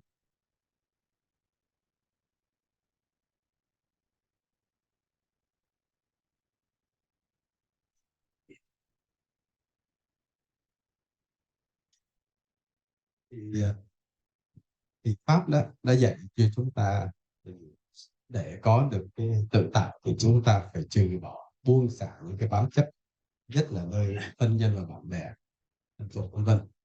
Thì như vậy mình nói vậy, Pháp không có nói là thân nhân hay bạn bè, người thân mình không có quan trọng hay không giúp ích gì mình được, vân vân. Nhưng mà ở đây đó, tuy là thân nhân bạn bè cũng có thể làm việc này việc kia tốt cho chúng ta, nhưng mà cái hại đây là nói về cái tâm bám luyến bám chấp quá nhiều về cái người thân hay thân nhân bạn bè của mình thì khi ra đi thì qua đời đó, trong lúc hấp hối, bởi vì mình bám chấp đó thành ra mình là tự gây khó khăn cho mình, vân. Như vậy trong lúc hấp hối đó, ngay cả thân nhân bạn bè vậy, có khi họ làm chuyện này kia tưởng là tốt cho người chết, mà ngược lại đôi khi lại gây tai hại cho người chết. Chưa kể đến những chuyện bản thân của chúng ta đó, là khi mình ra đi có được cái chết tốt đẹp hay không là do mình đã tích lũy được những cái thiện nghiệp chuyện tốt hay không. Mà bởi vì chúng ta thấy là giống như Tổ tịch Thiên có nói đó, khi tôi bệnh tôi uống thuốc đó, thì thân nhân bạn bè có chịu giống như có chịu thay cái cảnh khổ cho mình được không? Thì lúc đó mình đau cũng chẳng ai chịu thay cho mình được, dù có muốn giúp mình cỡ nào cũng vậy. Như vậy trong lúc hấp hối, trong lúc mà ra đi đó, lúc chết đó, thì chỉ còn phước và những cái nghiệp tốt thiện hành của mình mới giúp cho bản thân mình được không? Được thôi. Nhưng mà chúng ta tự hỏi là trong đời của mình đó, mình làm được bao nhiêu chuyện tốt? Bởi vì mình làm chuyện này kia là do cái sự vô minh. Mình làm vô minh đi ngu si, mình bận rất nhiều chuyện đời chuyện này kia, chuyện này chuyện nọ, mà cái chuyện đó nó cũng không có tạo nên những cái nghiệp tốt để cho mình có thể ra đi một cách tự tại được. Vì vậy đó là nếu chúng ta không tích lũy được những nghiệp tốt, những thiện nghiệp, thiện hành, phước vân vân, thì vậy trong lúc ra đi cũng chẳng giúp cho cái gì cho mình được. Vì vậy Đức Phật đã dạy cho chúng ta cách tu, như dạy cho những cái giá trị của Phật pháp, thì chúng ta hiểu như vậy chúng ta phải nên áp dụng những cái gì Phật dạy để tu hành càng sớm càng tốt. So we understand that there is a life after this life, many lives after this life. So therefore, each life, each single life that one wants to be peaceful and happy and everything is good. So therefore, Dharma gives us as a very profound eye vision to see through far away. When we do not know about Dharma, we don't see very far away. We see only this life, future of this life. So we try to accomplish many things for this life, and when I get old, I need this and that, and when I'm sick, I need this and that. This is not enough to understand of our future. So therefore, Dharma gives us a very profound and a complete understanding of our all lives in the future.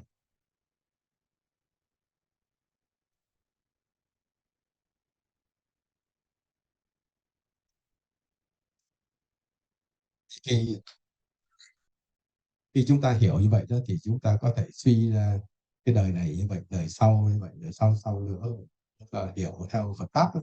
Bởi vì Đức Phật đã dạy vậy.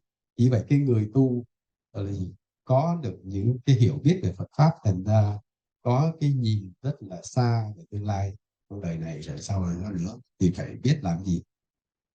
Và trong đời đó thì chúng ta tất cả những ai cũng muốn được hạnh phúc, muốn được an lạc cái này kia, nhưng mà nếu mà không biết pháp đó, thì sẽ chỉ có tầm nhìn rất hạn hẹp. Còn những người đã hiểu Phật pháp, đã được dạy vậy đó, thì họ có cái nhìn rất là xa về những cái kiếp tương lai. Như vậy họ phải chuẩn bị từ bước bước cho không những cái đời này cho đời sau để có được hạnh phúc an lạc. Còn những người không biết pháp thì cùng lắm họ chỉ biết cái đời này thôi, họ chỉ biết sinh ra đời vậy vậy, tạo dựng sự nghiệp, rồi sẽ thực hiện chuyện này kia, thành công chuyện này chuyện nọ. Và họ tính luôn là khi chẳng hạn như khi bệnh họ sẽ làm gì, khi chết họ sẽ làm gì, vân vân vân vân. Nhưng mà thực sự những cái chuyện đó bởi vì không nhìn xa, thành ra những chuyện đó thực tế nó cũng chẳng mang lại ích lợi bao nhiêu. Thành ra cái người mà tu hành chúng ta đó là Phật pháp dạy cho chúng ta và tập trung chúng ta nhìn xa, còn những kiếp này kiếp sau và nhiều đời nữa, vân vân.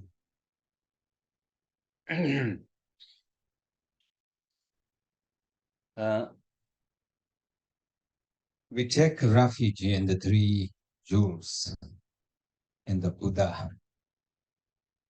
for us to listen to Buddha's teachings, to listen to his words, to his instructions. But many times we do not really do that. And so therefore,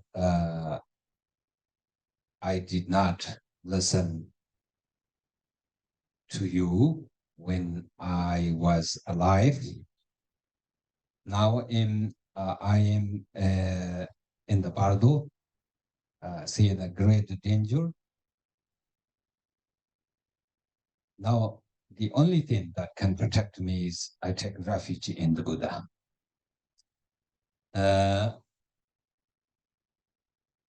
People, there are many great stories about great masters. They talk about these stories, saying I was very busy, and but then in the bardo, when I see all of these scary or delusion, let's say, these dangerous things, then I remember to take refuge in the Buddha. But that was good, but also that was pretty late, not not very good time, because I don't have any other supports to really go or to take part in like higher ranks, because I earned so much negative deeds, negative action, negative seeds when I was alive.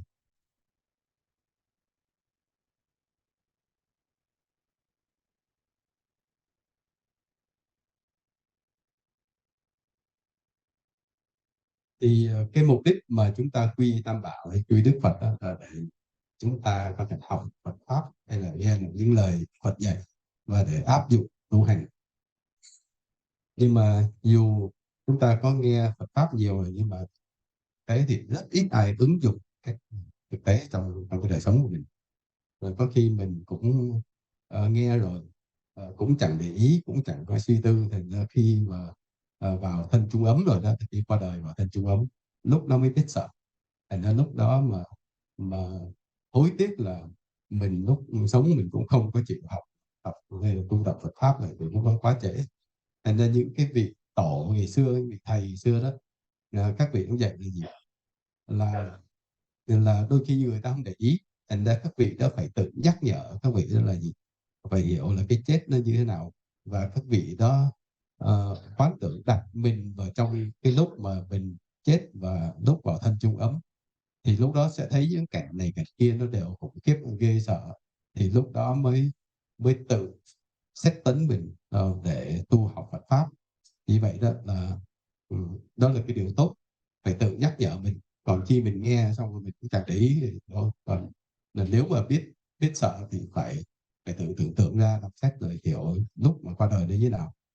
Còn chung chung thì mọi người đó đều muốn vãng sinh vào những cảnh giới tốt đẹp về tịnh độ hay những cõi giới cao, nhưng mà mình phải hiểu là mình đều muốn như vậy, muốn chuyện tốt, nhưng mà có điều là mình có tu hay không, mà mình hiểu là trong lúc mình sống đó mình đã tạo ra bao nhiêu ác nghiệp rồi.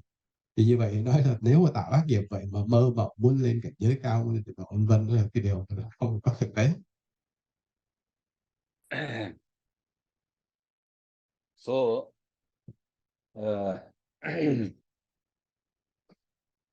so therefore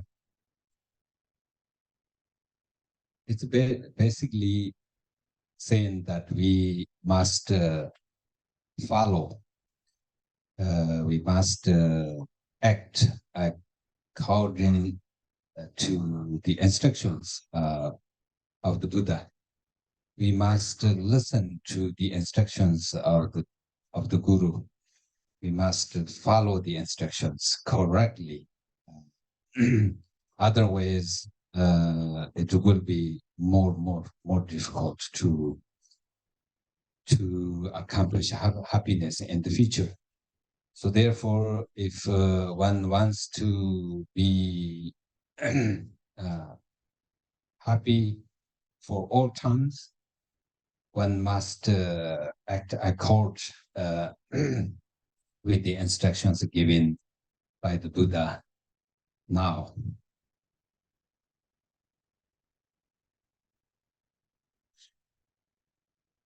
Vậy thì cái căn bản là gì? Chúng ta hiểu vậy, chúng ta cần học Phật Pháp và biết cách tu theo những lời Phật dạy và áp dụng đúng pháp tu, đúng cái gì được hướng dẫn. Và quan trọng là nghe theo những lời của Guru hay Bổn Sư mình dạy và áp dụng tu hành cách đúng đắn. Đó. Chứ còn và như vậy đó, nó áp dụng cho cả đời này đến đời sau. Và chúng ta tu hành thì phải ứng dụng những cái điều đó đúng những gì Pháp dạy, đúng theo luật nhân quả, nó mới mang lại ích lợi.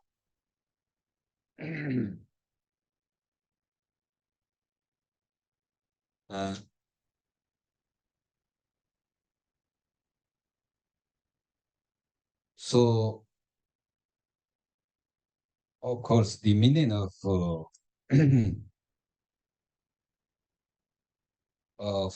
one is being honest, and one is acting accordingly. The instructions given by the Buddha is to eliminate our mental kleshas, mental distractions all the time, because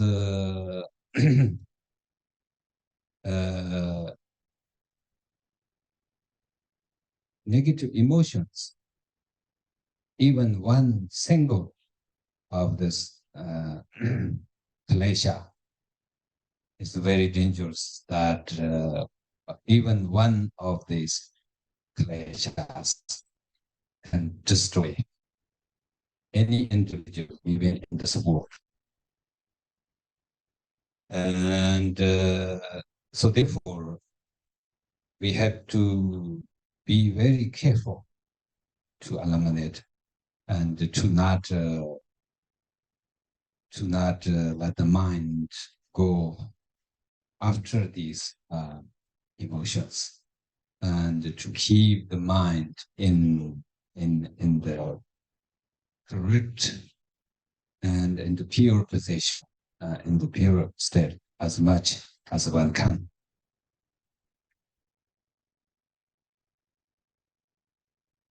Thì khi mình hiểu cái ý nghĩa Phật Pháp vân vân thì mình phải tuân theo những luật nhân quả, những giáo lý. Như vậy cái chuyện quan trọng là mình phải có cái tâm chân thật. Vân.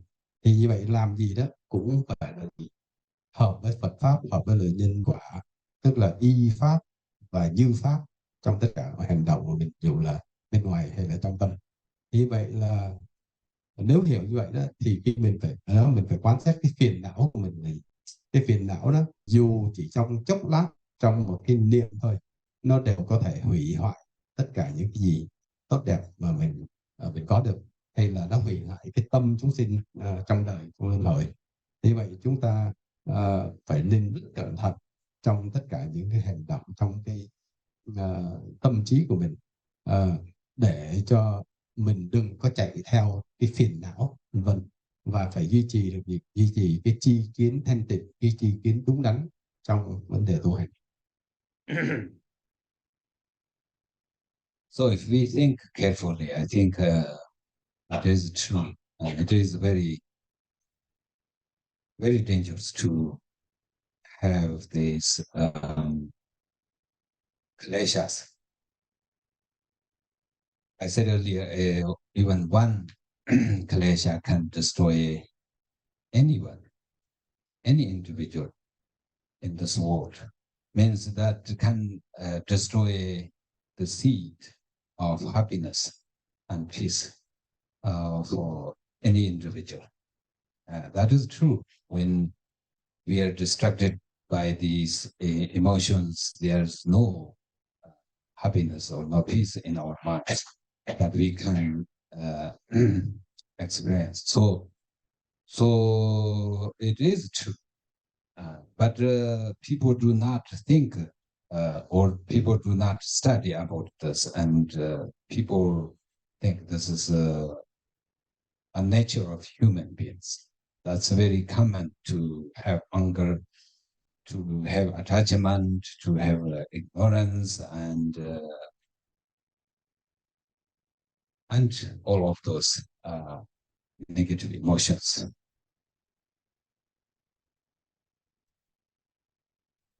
Thì hiểu vậy đó thì chúng ta phải suy nghĩ rất là kỹ về những vấn đề này. Thì cái điều rất quan trọng mà thầy nhắc nhở nữa là gì? Đừng có để cái phiền não nó lộng hành, bởi vì một cái niệm phiền não thôi nó có thể hủy hoại cái nhân an lạc trong tâm của chúng sinh, trong tâm của người tu. Thành ra phiền não đó nó làm hủy hoại hay đánh mất cái an lạc trong tâm mình. Nhưng mà chúng ta con người thường theo cái thói quen đó là chúng ta chẳng để tâm những cái lời đó, hay đôi khi chúng ta cũng không hiểu rõ, thành ra chúng ta để tâm, chúng ta cứ động chuyện là chúng ta sân hận, động chuyện là tham, động chuyện là hành động ngu si. Thành ra vì vậy cứ để cho phiền não nó lộng hành. Chúng ta phải hiểu rõ là như vậy, quan sát cái tâm mình và đừng để phiền não nó lộng hành, đừng chạy theo nó.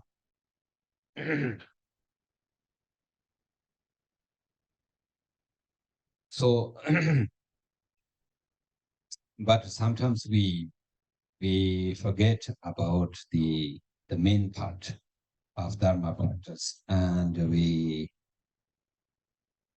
pay attention on the external things that relate to Dharma practice, and therefore we are not able to make progress very much on the path. So therefore, we need to understand the essence of Dharma and what is the meaning, the real meaning of practicing the Dharma, and what kind of work one is doing when practicing the Dharma.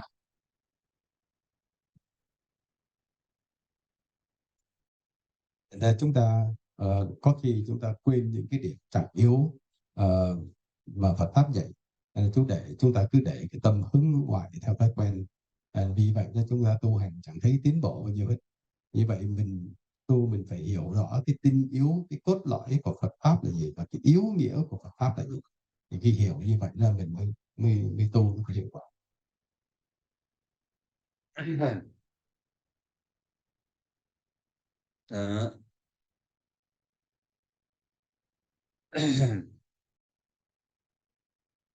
So the more we practice Dharma, the less attachment we have in our minds. This is how Dharma practice works, being effective.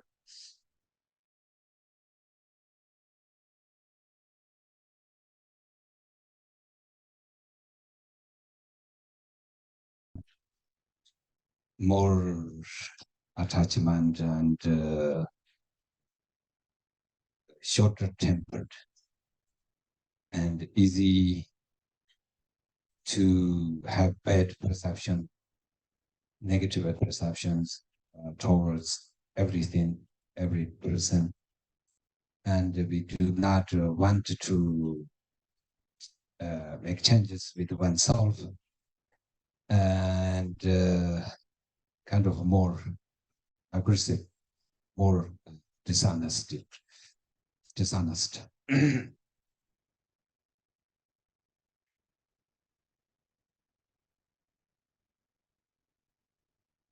Như vậy đó, nếu chúng ta tu hành mà đúng pháp thì chúng ta phải tự quán xét mình. Nếu càng tu đó thì phải càng bớt bám chất trong tâm, bám chất vân mọi thứ, thì đó mới là tu đúng pháp và pháp mới hiệu quả. Còn không thông thường đó là người ta đều đi ngược lại những gì mà đã học từ Phật pháp vân vân. Thì như vậy khi mà chúng ta tu mà chúng ta càng thấy mình càng bám chấp càng nóng nảy hơn, và cái chi kiến hay cái nhận thức đối với những người khác đều là sai lầm hay là đều là vân vân, mà chẳng thích thay đổi hết. Thì ngay đối với mọi người, chúng ta chỉ hướng cái tâm ra ngoài, rồi có cái nhận thức sai lầm của người này, mà chúng ta không có xét cái tâm của mình như thế nào. Thì như vậy đó là nhiều khi tu càng bám chấp cái tâm càng giả dối, càng sinh thêm phiền não, thì đó là tu sai.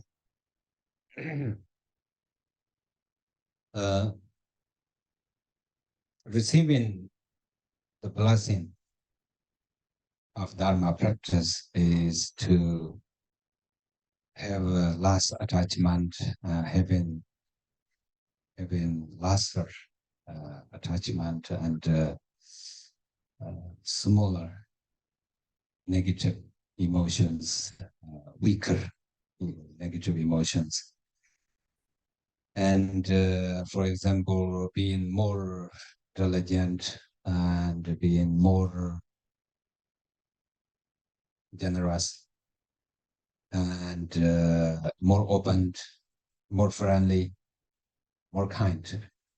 So this is a sign, good sign for being a good Dharma practitioner.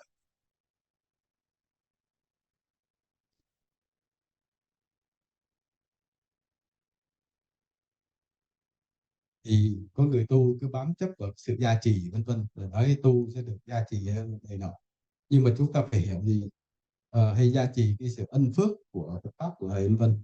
Thì chúng ta hiểu là nếu thực sự mình được gia trì, hay là mình cho mình được sự gia trì, thì cái tâm mình nó phải bớt bám chấp đi, nó phải giảm thiểu phiền não đi. Chứ còn và nó càng siêng năng tinh tấn, và cái lòng mình nó phải càng rộng mở, phải tử tế mọi người vân vân, an lạc. Thì đó là những cái dấu hiệu rõ ràng hiển nhiên của những gì mà gọi là gia trì. Còn nếu mà mình nói mình nhận được gia trì nhưng mà cái tâm mình ngược lại thì tức là sai rồi, không biết gia trì gì. Nhưng mà nói chung đó là nếu mình nói mình nhận được sự gia trì, thì cái người hành giả mà nói mình nhận được gia trì phải có những dấu hiệu tốt, như thầy phải nói bớt bám chấp, bớt sân hận, bớt phiền não, siêng năng. Cái đó mới là thực sự là gia trì.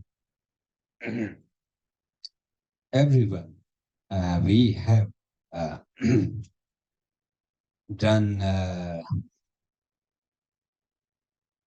very, very deep bad actions. Bad actions like unspeakable, unthinkable, something like that. Very, very, very deep bad actions. Why we have done so much? Because we do this through our ignorance. That means we unknowing through our ignorance have committed naturally many, many, many bad actions. So, so therefore, now we are facing so many difficulties, many, many difficulties that are not really avoidable. We must face, must go through. Except we practice Dharma and we strongly confess all of these negative deeds.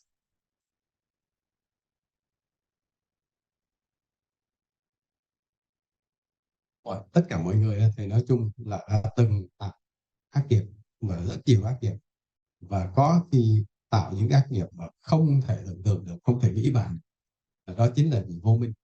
Thành ra vì vô minh chúng ta đã tạo rất nhiều ác nghiệp rồi, nên thì như vậy đó, cái quả báo là chúng ta không thể tránh được, và chúng ta gặp những cái điều bất như ý, những cái chướng ngại trong đời là đã do tạo ác nghiệp.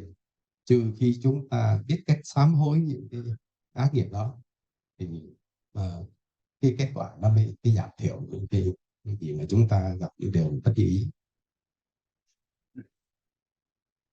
So therefore, for us to make a pure confession, powerful confession, we need to to rely on Buddha Dharma, three jewels, and we have to view, or we have to see the three jewels as like our leaders, our boss, so that we are very respectful with them. If we don't see them as higher, we do not listen to them.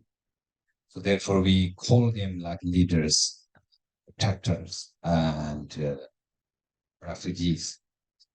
Then we please them and to pay attention me and my sincere confession.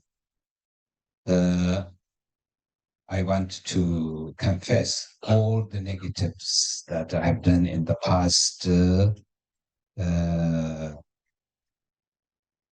front of the Buddha, Bodhisattvas, and three jewels. And at the same time, from now on, I will not perform any negative deeds. Yeah.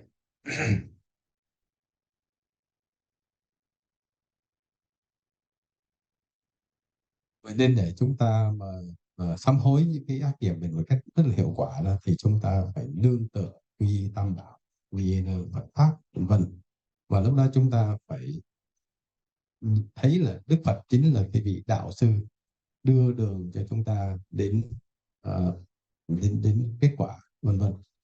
Vì vậy là và khi mình quán tưởng là trước mặt các vị vị Phật hay tam bảo đó, và mình gọi là những vị hộ chủ, tức là những người bảo vệ mình, hay là mình vân vân, rồi hay những vị mà tôn thắng vân vân, để chứng giám cho mình như là sám hối.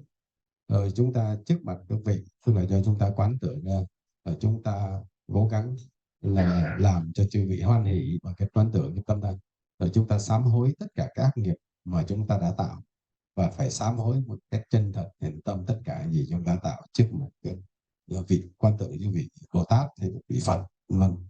Và như vậy đó, và với cái tâm thành khẩn ăn năn những cái nghiệp ác mình đã tạo, và phải phát tâm chừa bỏ tất cả những ác nghiệp gì mình đã tạo.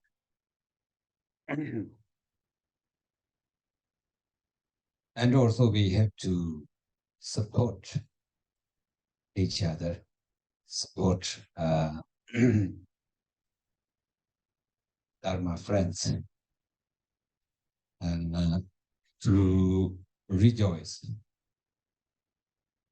the virtues that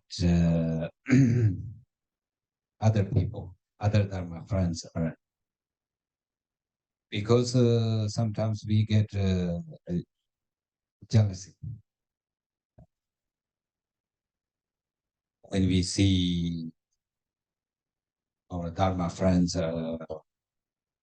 doing good things. We do not support, but unhappy about that. This is something very bad action that destroys one's own good karma, good action. So therefore, we should rejoice, and we should appreciate of all others' good actions.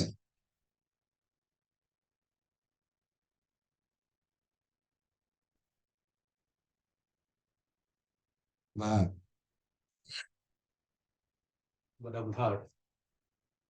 đồng thời đó, khi chúng ta hiểu như vậy đó, chúng ta trong cùng giao nhau thì chúng ta phải nâng đỡ nhau, vân vân, nâng đỡ nhau và nâng đỡ các đạo hữu.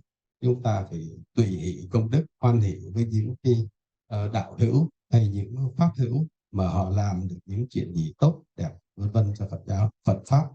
Thay vì đó chúng ta, nếu mà chúng ta thấy các đạo hữu làm được gì tốt đẹp mà chúng ta xin tâm đố kỵ ai làm gì tốt, mình không thấy vui, mình lại bực bội, mình không có hoan hỷ, rồi vân vân, thì đó thầy nói là tạo những cái nghiệp rất nghịch. Thì khi hiểu như vậy đó là chúng ta phải tùy hỷ công đức, tùy hỷ thiện hạnh của các đạo hữu.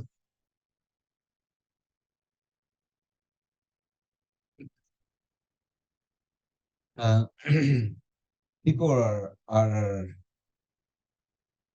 sometimes pretty negative and pretty aggressive because of their understanding and because of their narrow mind. They do not want to accept or appreciate of others' good actions and do not see the positive of others' good actions. So they are criticize. They criticize. They like to criticize. Nature. They have the nature to criticize others, and this is something really bad. And also, this is something that is every day happening in Dharma people's life everywhere in the world. So therefore, one has to have the power and understanding to control this kind of bad perception or negative emotions, and to understand the quality, the importance of rejoicing others' good actions.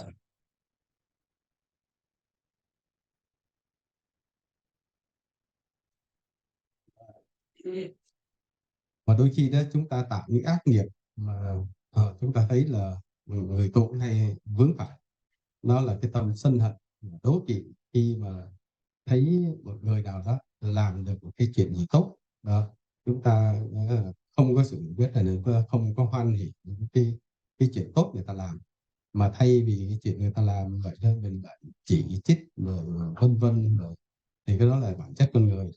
Chẳng hạn như ngay cả đạo hữu với nhau mà thấy một cái người nào hiểu biết hơn mình làm cái gì lợi ích cho Phật pháp, thay vì mình hoan hỉ rồi mình lại đố kỵ, chỉ trích, phê bình lên này nọ, mà cái chuyện này nó là thường vướng trong các đạo tràng hay khắp nơi trên thế giới, thì đó là cái chuyện đó bình thường, tức là đều vướng vào chuyện đó, không hoan hỷ tùy hỷ công đức, không hoan hỷ những người đôi khi họ vì cái sự hiểu biết họ làm lợi ích cho người Phật tử. Thì vậy vì người nào cũng ví dụ muốn chỉ huy, muốn lập lớn, muốn lập nhân vật quan trọng, thành ra nó mới vướng vào chuyện đó. Thành ra khi chúng ta hiểu điều này đó, thì chúng ta cố gắng tùy hỷ công đức, hoan hỷ những thiện hạnh công đức của người khác làm. The motivation for us to practice Dharma, to develop wisdom, is to benefit all other sentient beings. So we should understand this important part. And so therefore, I myself, or you, or everyone, or anyone who tries to practice Dharma is to try to benefit all sentient beings. No one is left behind, but everyone is included the people who are maybe not kind to you, maybe bad, evil to you, but in return, we have to think of them nicely and kindly, and we have to give them whatever we earned through our Dharma practices.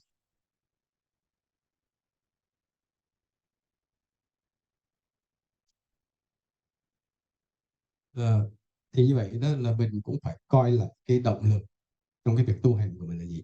Và động lực như vậy đó mình phải phát cái tâm để tu hành một cách đúng đắn, tạo cái nhân đúng đắn. Thì mục đích Phật pháp, một trong những yếu tố quan trọng là mình phải tu sao để mình có được trí tuệ, phát triển được trí tuệ của mình. Thì có trí tuệ mình mới thực sự là lợi ích cho chúng sinh được. Chứ còn nếu mà bản thân ngay chính thầy, bản thân thầy cũng vậy, và bất cứ ai đạo hữu nào cũng vậy, thì mình phải tự quán xét cái bản thân mình, cái động lực mình tu hành, những cái cái tâm mình phát tâm như nào. Thì người tu phải ít nhất phải phát cái tâm làm lợi ích cho chúng sinh, mà mình phải có cái lòng tốt, tử tế đối với đạo hữu, đối với nhau, thì lúc đó mới tu được. Đó là những cái điều mà quan trọng.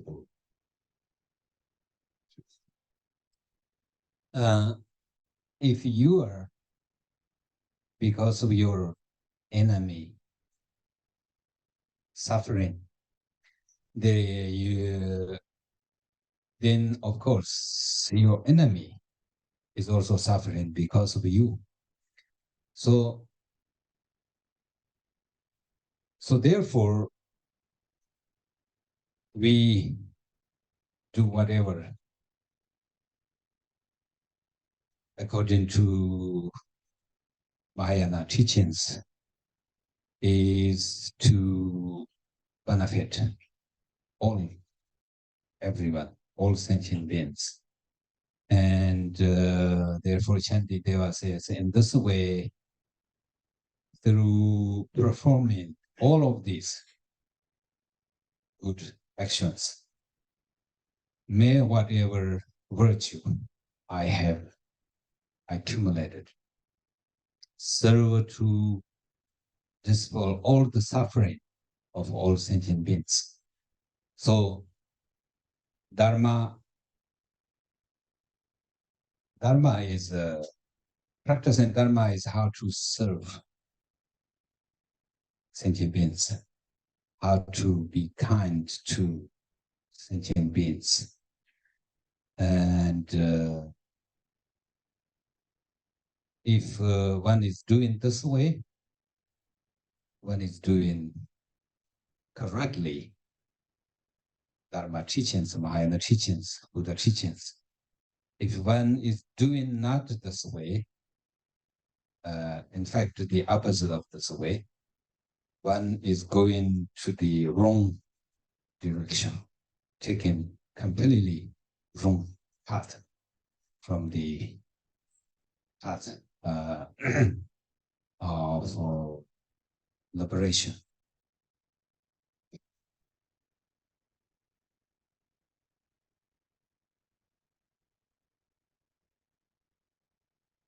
Như Phật pháp dạy, nếu mà có kẻ nào mà chúng ta coi là oán địch, thù hay kẻ thù của mình đó, vâng, mà gặp những chuyện gì bất ý, khổ sở vân vân vì chính bản thân mình gây ra, thì như vậy chúng ta hiểu cái đó là sai, chúng ta hãy cố gắng hết sức, giống như pháp Đại Thừa đã dạy đó, là người tu thì phải làm lợi ích chúng sinh.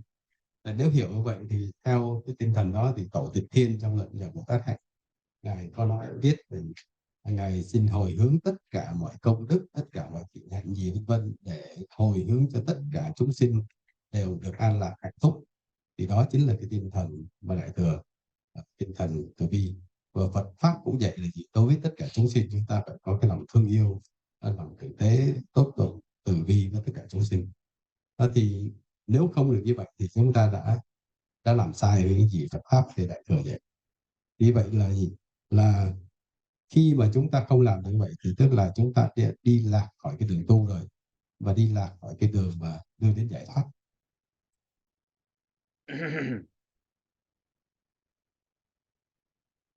So, as a result of Dharma practice, training the mind through developing compassion and bodhicitta, one should accomplish such confidence for oneself to be offered to give everything to sentient beings that one that belongs to oneself. For example, I should give without hesitation my body, likewise my wealth, and also all my riches of the three times, in order to accomplish benefit all sentient beings. I should give.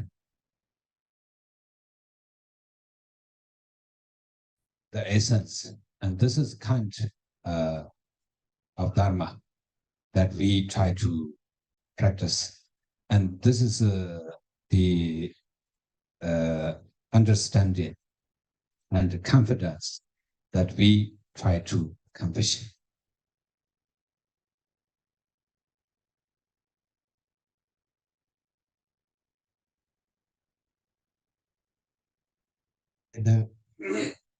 Tu hành đó, muốn có kết quả thì chúng ta phải hiểu, chứ nếu là tu tâm thì khi chúng ta tu, chúng ta phải thiết lập cái nền tảng, ví dụ như là sám hối, rồi sám hối ác nghiệp, chúng ta phát đổi tâm.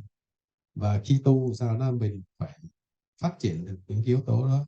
Lúc nào mình cảm thấy rất tự tin, khi tự tin rồi mình mới có thể là hồi hướng tất cả công đức thiện hạnh, những phước gì của mình đã tích lũy suốt quá khứ, hồi hướng cho tất cả chúng sinh đều được tốt đẹp, đều được an lạc, đều được tốt.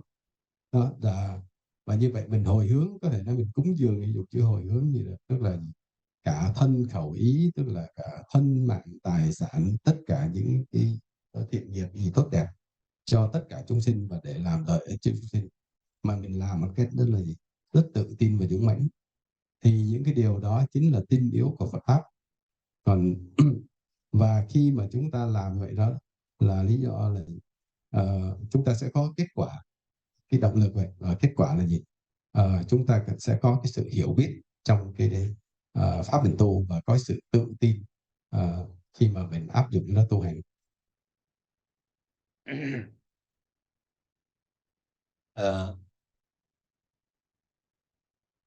Although we are not able to give everything in physically, but we have to exercise in our mind this way, so that it will become true. Because in the beginning, while being an ordinary person, we do not have ability, or we do not think this way. We think everything belongs to me, is mine.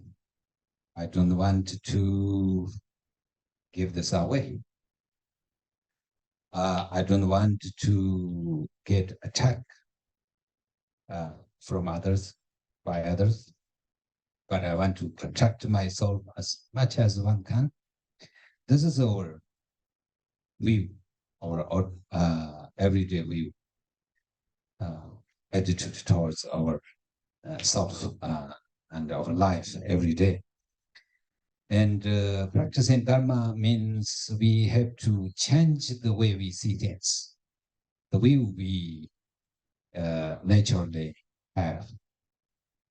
So therefore we are making a very different changes with our view and the way we are being.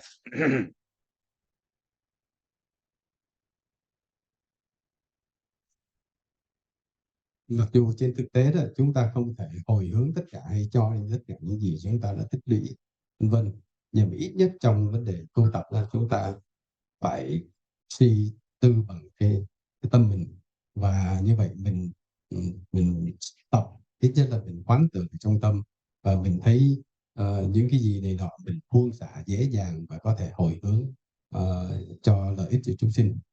Còn lúc đầu mình tu đó, ai cũng nghĩ mình cũng là người thường, người phàm thôi, người bình thường, thì tất cả những gì mình tạo dựng được sự nghiệp hay tất cả gì tốt đẹp, tại sao phải đi cho người khác hay là hồi hướng cho người khác?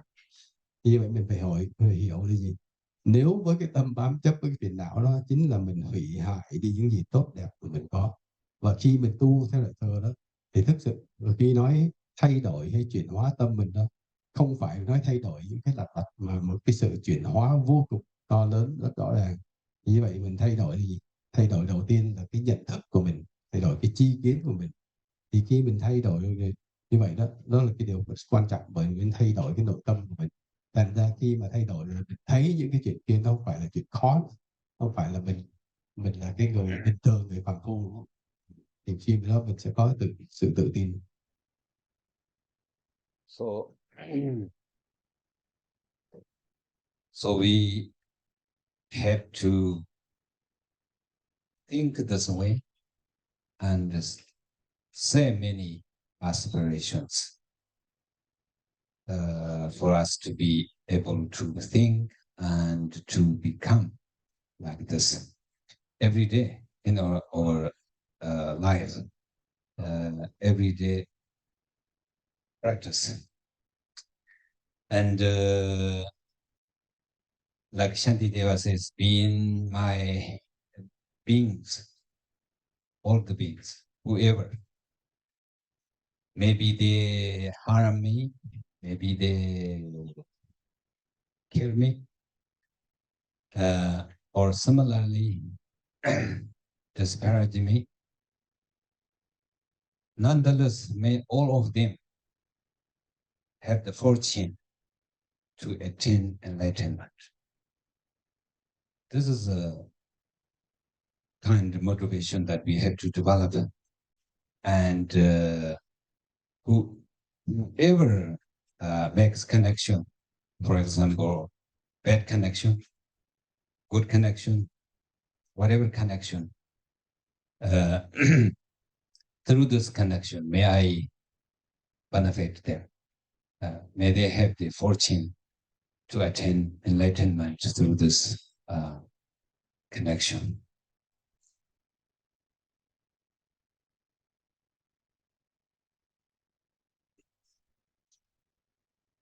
Như vậy mình phải cần tư duy, suy niệm, suy nghĩ về vấn đề này rất nhiều, rất là nghiêm chỉnh. Và mình thấy là có thể mình không làm được cái gì, tâm mình rất là nó hơi hơi rụt rè, chưa làm được, thì mình phải tập suy tư và mình phát nguyện. Bây giờ mình chưa làm được, nhưng một ngày nào đó mình sẽ làm được. Tức là một ngày đó mình thấy để hồi hướng chúng sinh là chúng sinh nó không còn phải là chuyện gì quá khó khăn nữa. Đó. Như vậy tức là thầy nhắc cái điều quan trọng. Bây giờ thấy rụt rè, chưa làm được, hay không dám làm thì phải phát nguyện. Gián tiếp là một ngày nào đó mình sẽ làm được. Vâng. Thì vậy và không phải là phát nguyện chẹt cái thì xong, mà trong cái pháp tu mỗi ngày đều tập cho nó quen như vậy. Và trong tổ tịch thiên, ở trong luận của nhập của thất hạnh, tổ tịch thiên có nói là gì? Nói tất cả chúng sinh đối với ta như thế nào, dù có những người muốn hãm hại ta, muốn giết ta, hay là khinh khi coi thường ta, ta đều nguyện cho hồi hướng cho tất cả chúng sinh đều được giác ngộ và đều được giải thoát. Ý vậy, hiểu vậy thì ai có cái duyên, cái duyên bây giờ ta hay dịch ra là kết nối đó, vân vân. Ai có duyên với ta, dù duyên xấu duyên tốt gì đó vân vân, ta đều làm lợi ích cho tất cả chúng sinh đó, và hồi hướng để cho tất cả chúng sinh đều được giác ngộ và được giải thoát.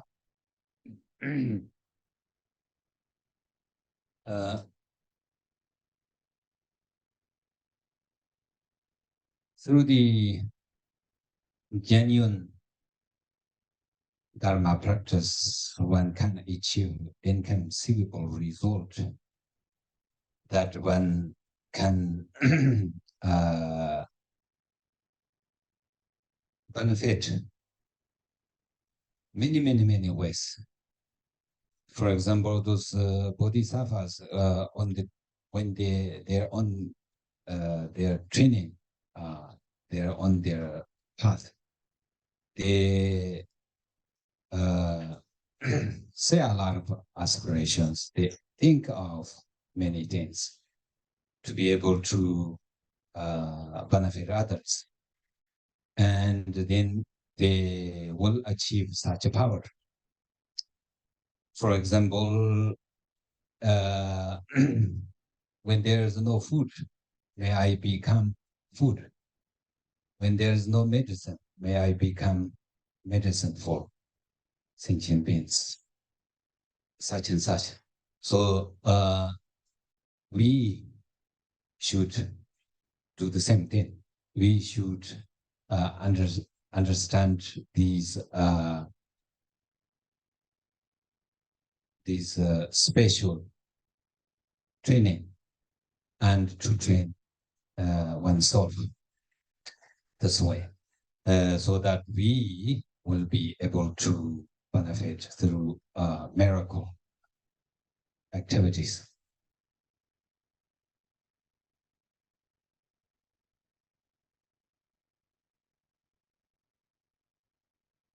Thì quan trọng đó là khi hiểu như vậy thì chúng ta mới có thể gọi là tu hành chân chính được. Và ở lúc đó trong cái đường tu của mình đó, mình sẽ thấy có những dấu hiệu, tức là cái pháp tu nó hiệu quả thì là có những dấu hiệu có kết quả. Thì như vậy trên cái đường tu, trong khi các Bồ Tát còn trên con đường tu đó, các ngài phát nguyện rất nhiều, bởi vì có những điều chưa làm được hay không làm được, các ngài phát nguyện rất nhiều và phát nguyện liên tục là sẽ làm lợi ích cho chúng sinh vân vân vì nọ đó. Và như vậy đó thì các vị phát nguyện như nào, tức là gặp bất cứ chuyện gì cũng phát nguyện được. Ví dụ trong cái thời trong thời mà người ta bị đói kém không có thức ăn thì Bồ Tát cũng nguyện cho tôi có thể ngay chính bản thân tôi làm thức ăn cho chúng sinh, hay là khi chúng sinh bệnh mình cũng có thể nguyện cái thân mình hay vân vân là thuốc cho tất cả chúng sinh. Thì bởi vậy các ngài nguyện rất nhiều vân vân, thì chúng ta hiểu theo cái tinh thần đó thì chúng ta thấy đó chính là một pháp tu chứ không phải nguyện suông, pháp tu rất đặc biệt. Và pháp tu này đó thì như vậy đó, trong tất cả những cái công hạnh, những cái việc làm vân vân của các vị đó thì nó trở nên đôi khi nó thần kỳ vân vân. Thì đó là cái cách mà các Bồ Tát phát nguyện và tu hành là như vậy. Likewise, in the realms of sentient beings, reaching the limits of space, all sentient beings, until everyone, all sentient beings reach the great peace or Buddhahood.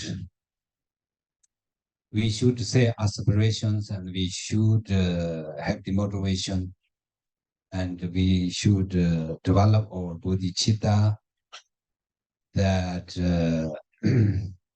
at all times become the oneself, ourself. One individual becomes the cause that supports life's necessities, until all sentient beings attain liberation, nirvana.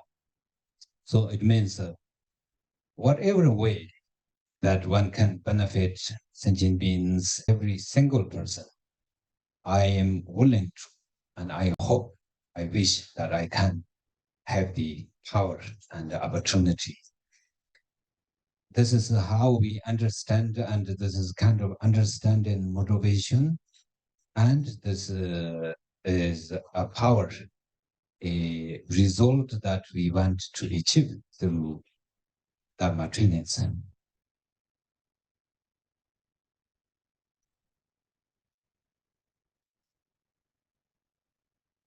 Như vậy đó là chúng ta có thể noi gương các vị Bồ Tát, chúng ta có thể nguyện cho tất cả chúng sinh đầy khắp hư không, không có chừa ai, vô lượng chúng sinh đầy khắp hư không đều được an lạc.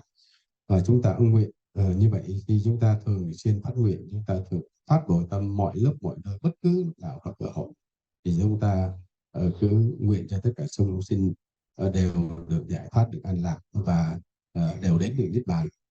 Thì như vậy đó là tất cả chúng sinh không chừa một ai đó, mọi lúc mọi nơi mình đều nguyện cho họ được an lạc, hồi hướng cho an lạc vân vân.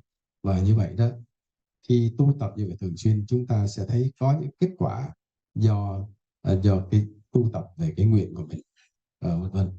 Thì đó là những gì mà Phật pháp dạy chúng ta là vậy. So then, therefore, we need to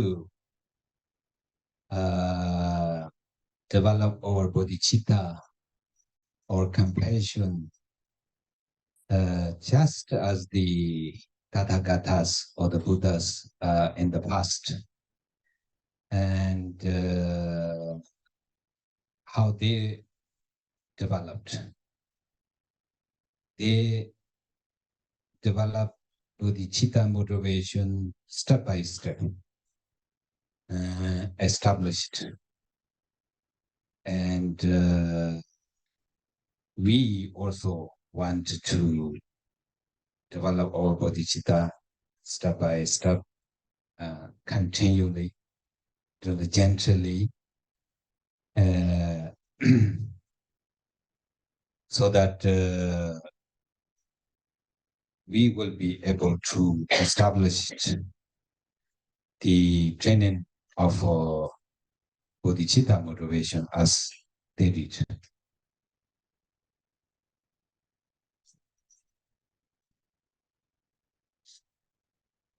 Như vậy đó, chứ chúng ta cũng cần tu tập kiểu vậy rồi thì mình tu tập để phát triển bồ đề tâm, vân vân. Và khi mà tu tập vậy đó, có bồ đề tâm rồi mình mới phát triển cái lòng từ bi, vân vân. Giống như cái chuyện mà các vị mà trong quá khứ đó, ví dụ như đã thiết lập những cái nền tảng tu hành như vậy, giống như Đức Phật. Vì vậy khi tu tập theo Bồ Tát hạnh đó là chúng ta quan trọng là bồ đề tâm, và chúng ta nghĩa là mới thiết lập được cái giống như là cái nền tảng căn bản của pháp tu mình. Và đồng thời đó là khi chúng ta tu tập vậy đó là chúng ta phải phát bồ đề tâm theo từng bước một, chứ không phải mình nói phát bồ đề tâm cái phát được liền, mà theo từng bước nhẹ nhàng từ từ đó ở trên suốt cái đường tu mình. Và như vậy đó là chúng ta sẽ thấy chúng ta sẽ có được bồ đề tâm, sẽ thiết lập những cái nền tảng căn bản trong đường tu và sẽ có được bồ đề tâm. Therefore, I think we need a lot of patience. It doesn't look like 15 minutes is enough for every day. But if we practice 15 minutes every day, we make a big deal of that. Say, oh, I am a good Dharma practitioner. Oh, every day I practice 15 minutes, except I slept 5 minutes there.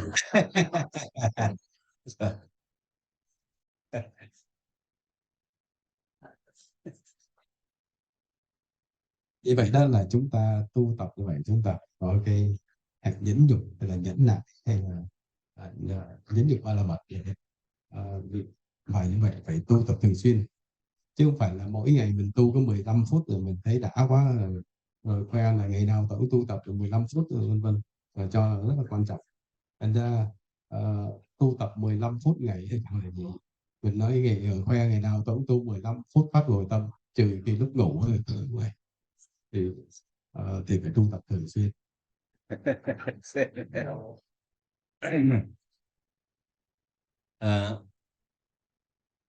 Likewise, in order to benefit beings, we too, I too, you too, me too, everyone too, will give raise to the mind of enlightenment. And similarly, stage by stage, we have to do this continually, every day, and every hour, every minute, every second. Try to remember what is the practice of bodhicitta, what is the meaning of compassion, and so every minute that we try to engage in the training of bodhisattva, so that we will be able to accomplish the stage of state of the realization or the wisdom or the compassion of bodhisattva. What state levels. Thì cũng như vậy, khi chúng ta phát tâm làm lợi ích chúng sinh vậy đó, thì không riêng ai, ngay chính bản thân thầy mọi người nọ vân vân, rồi kết quả cũng sẽ giác ngộ. Và khi chúng ta thường xuyên phát bồ tâm như vậy, và nhớ nghĩ bồ đề tâm làm lợi ích chúng sinh, không phải là lâu lâu lần, mà thầy nói là từng phút, từng giờ, từng phút, từng giây đều phát bồ tâm. Ý vậy một lúc nào đó chúng ta sẽ đạt đến cái giai vị có được trí tuệ, tức là cái để nói thêm chút trong ngũ giai vị đó, tức là vị tư lương, vị gia hạnh, vị kiến đạo, vị tu tập, vị vô học. Thì khi phát bồ tâm như vậy, chúng ta sẽ có được trí tuệ trong, tức là ngộ trong cái giai vị hay là vị kiến đạo. So, according to Mahayana teachings,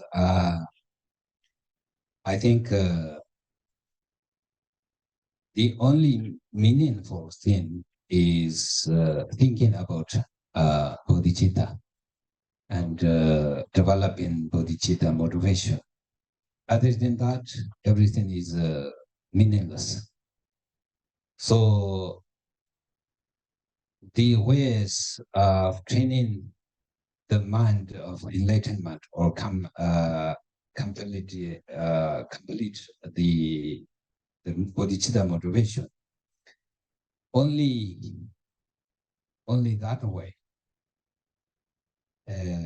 one's life has become meaningful. So therefore, if we can say that our life is meaningful because we are practicing bodhicitta, and we can also say that my life has become meaningless because I don't practice bodhicitta. I don't practice compassion. I'm not being compassionate person. I'm not being kind. I'm not being patient. So this is how they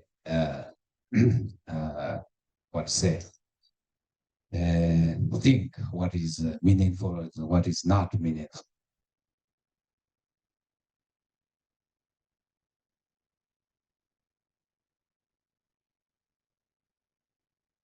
Vì vậy tu theo tinh thần đại thừa là điều quan trọng, chúng ta phải có bồ tâm và phải tập thường xuyên để phát bồ tâm, chứ còn không thì cái việc tu hành mình nó vô nghĩa, vô ý nghĩa.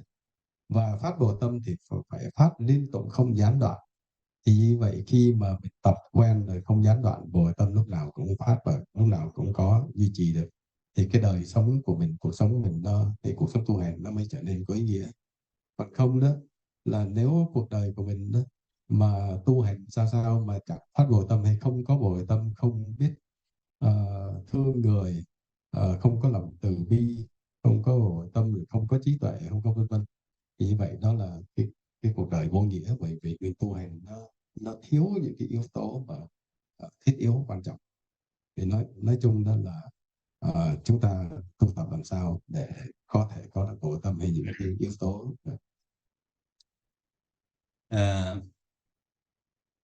It's true that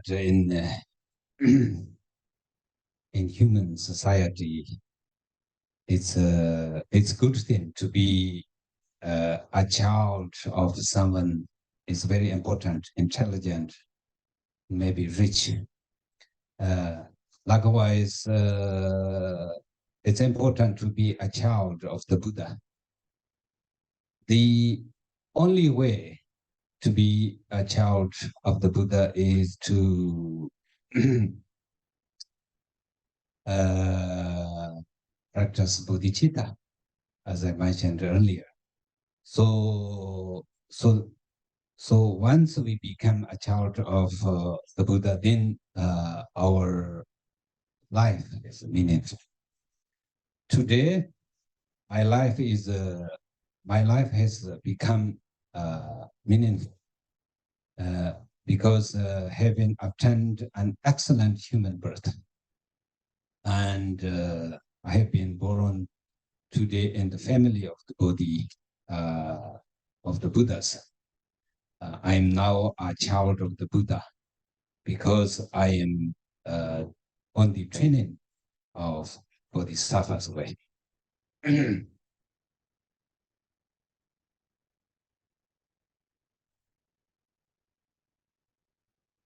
Đó thì thực tế trong cái xã hội loài người đó, con người ta có khi có may mắn, có phước được sinh vào một cái gia đình giàu có điều kiện thế này, bố mẹ thông minh, rồi đôi khi mình cũng thông minh, có nhiều cái thuận lợi. Nhưng mà thật sự mà nói sinh vào làm gia đình vào cái gia đình của một cái loài người bình thường đó, con người bình thường, thì nếu suy nghĩ cho kỹ nó cũng vô nghĩa, chẳng có gì hết, nó chẳng gì đáng. Thì nếu mình đã sinh vào trong cái xã hội loài người này, thì tại sao mình không xin làm con Phật, tức là người Phật tử? Ừ. Thì nếu mà xin làm con Phật là người Phật tử thì cái cuộc sống nó mới có ý nghĩa. Mà cái ý nghĩa đó là gì? Do mình có được bồ đề tâm hay không? Thì có bồ đề tâm mới gọi là người Phật tử hay là người con Phật. Thì vậy khi hiểu vậy thì giờ hãy phát nguyện xin là người con Phật, là người Phật tử. Thì như vậy trong có một cái bài kệ đó mà trong cái tục văn đồng tập có đó, là từ nay cuộc đời của mình có ý nghĩa bởi vì mình đã có được thân người, đã xin làm là người con Phật, đã tu tập có bồ đề tâm vân vân. Thế bài nguyện lên các đại biểu coi người thấy. Thì như vậy nó được xin làm con Phật là vì có bồ đề tâm thì cuộc sống mình mới có ý nghĩa. So therefore, since we have this opportunity to meet Mahayana teachings and to have faith in the Mahayana teachings, not only that, but we try to practice and accomplish through the accomplish great power to benefit all sentient beings through developing bodhicitta motivation.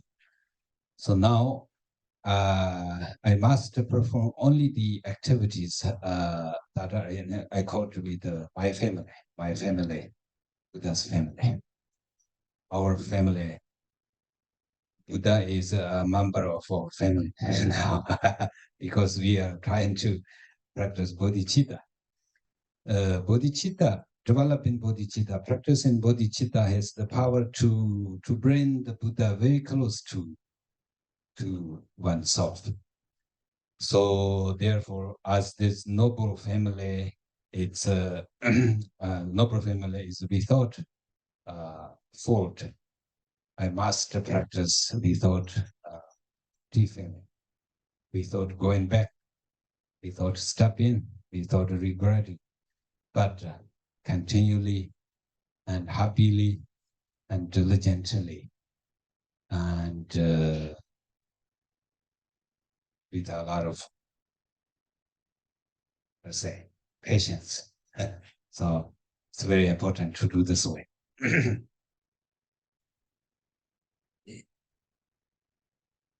Cũng theo cái tinh thần bài kệ đó, những phút sau đó. Vì vậy khi chúng ta hiểu vậy rồi thì chúng ta đã có phước. Phải thấy là chúng ta có phước gặp Pháp Đại Thừa và gặp Phật Đại Thừa rồi.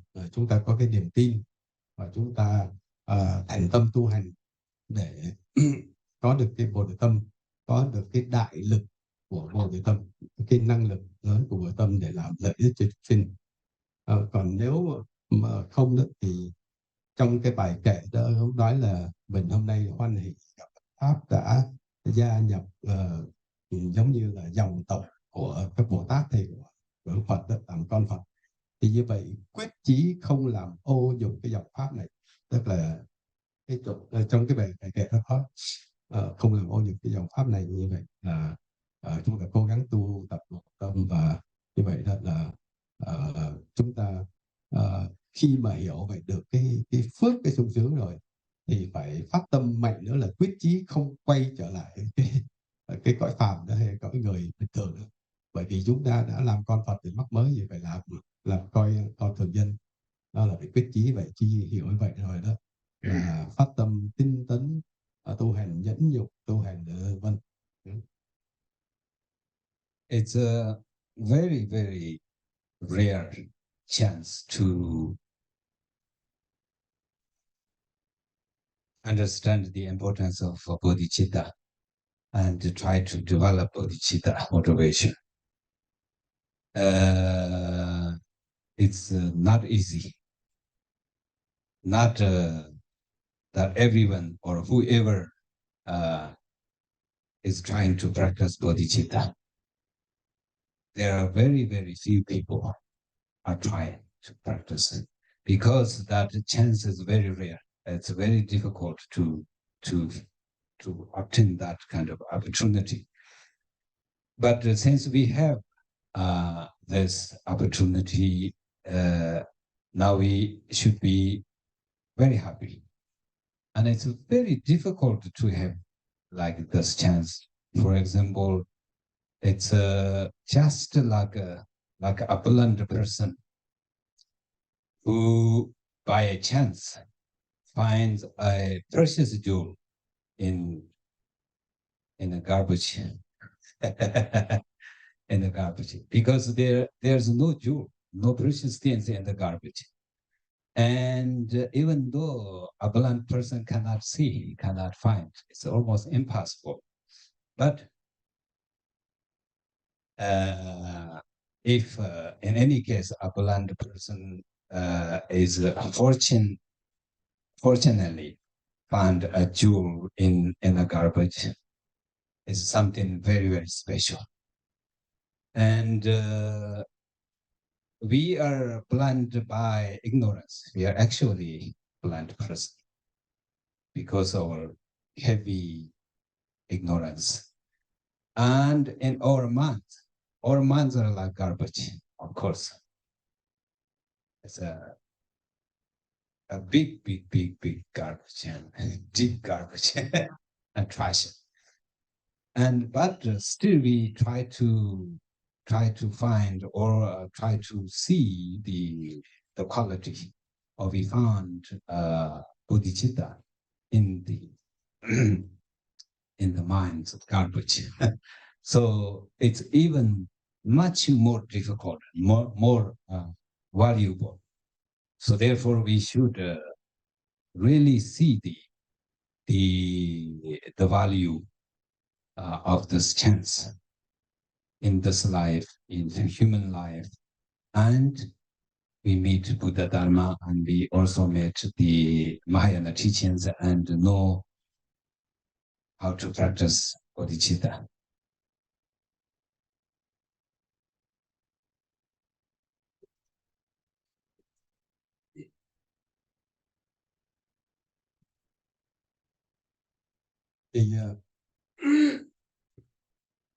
Thì chúng ta phải hiểu là chúng ta rất là hy hữu mới gặp cái pháp mà nghe rồi hiểu được bồ đề tâm như thế nào, mà cố gắng phát bồ đề tâm như thế nào. Thì thực sự là không phải dễ, là ai cũng cố gắng thôi, nghe bồ đề tâm rồi cố gắng là phát triển bồ đề tâm, vì cái cơ hội này rất hiếm đó. Bởi vậy thì khi mà chúng ta biết là chúng ta có duyên với pháp đại thừa và biết được bồ đề tâm như nào và cố gắng tu tập phát bồ đề tâm, thì chúng ta hiểu là chúng ta rất có phước, vẫn có phước, rồi chúng ta nghe là chân tâm hoan hỷ. Thì cái chuyện mà gặp pháp đại thừa rồi hiểu về bồ đề tâm và phát bồ đề tâm này, nó hy hữu giống như cái người mù mà tìm được viên ngọc báu trong cái đống rác. Vì vậy đó là bởi vì cái người mù đó còn không thấy đường nữa, huống chi mà nghĩ là trong đống rác lại có viên ngọc, ở đâu lại vớ chung cái viên ngọc đó. Thì như vậy là tại sao? Là bởi vì ở đây đó là chúng ta có vô minh, mà thì ví là vô minh giống như người mù, mà tâm của chúng ta thì bình thường nó giống như cái đống rác, mà đống rác này rất là lớn, rất là sâu dày. Thành ra như vậy đó là cái tâm vô minh đó muốn thấy đường, hay giống như người mù muốn thấy đường khó, huống chi là lại đâu lại vớ ngay được cái viên ngọc trong đống rác. Thì chuyện đó là vô cùng hiếm. Như vậy là chúng ta hiểu như vậy, chúng ta cứ nghĩ là chúng ta bây giờ nghe pháp luật pháp nội tâm này là cái điều rất là quý báu, vân vân. Thì như vậy là chúng ta gặp pháp đại thừa, phát được bội tâm như vậy, thì hiểu vậy là cố gắng áp dụng tu hành để So the source of this practice of Mahayana teachings is to not harm anyone, any beings through the action of your body, speech, the mind. Try to eliminate all harmful actions through the understanding of the nature of compassion. So this is what we practice. This is the meaning of Dharma practice, Mahayana practices. So, including me, myself, I hope that everyone here tries to do better, do greater on the practice of compassion and bodhicitta motivation.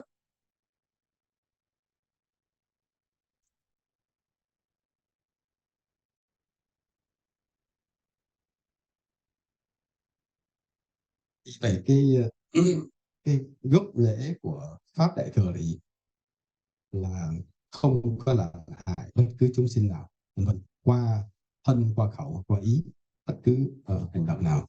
Như vậy đó là gì? Thì nếu mà chúng ta không có bồi tâm thì chúng ta đôi khi qua thân khẩu ý chúng ta làm hại người khác. Còn nếu mà có bồi tâm đó, thì chúng ta phải phát tâm là không có làm hại bất cứ ai, dù một hành động nhỏ nhoi nào qua thân, qua khẩu, qua ý. Như vậy kể cả bản thân thầy cũng vậy, thầy cũng phải là nhắc nhở mình và cố gắng là có từ bi, có bồi tâm, và vì vậy đó mới làm cho cái bản thân của mình nó tốt đẹp hơn. Thì chúng ta phải cố gắng, khi mà hiểu vậy rồi thì cố gắng áp dụng được.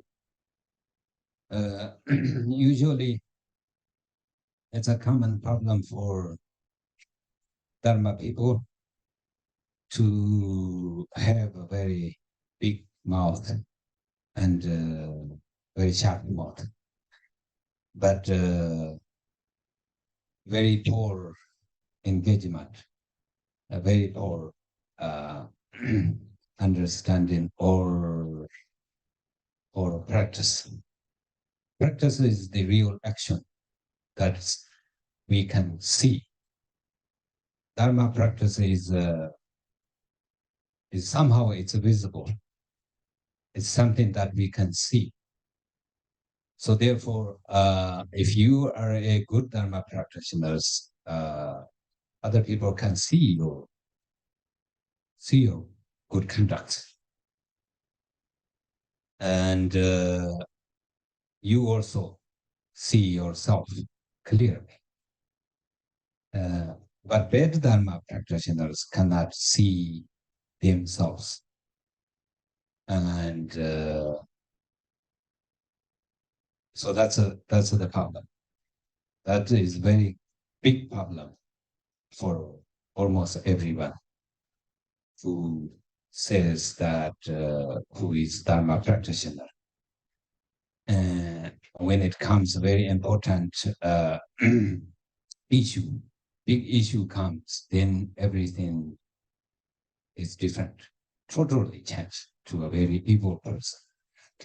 And when everything is good, everything is okay, then one is probably peaceful and good Dharma practitioner.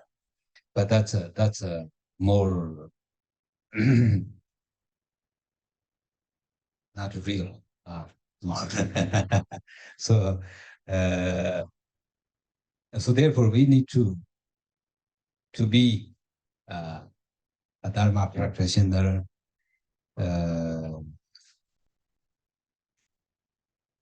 externally and internally. Everything is the same. Right? Inside, the main thing is inside. But we are the opposite of that. Sometimes we pretended to be very gentle, very good, very peaceful, but inside is like burning, very aggressive, and very many things happen that one knows. sometimes one doesn't recognize the problems, but most times people know that this is not correct way of doing things, doing practice, but somehow they cannot control themselves. So now we have to try to have the power to control oneself, one's own negative actions, and to have the power to to establish or to have experience of the Dharma, real or genuine Dharma practice.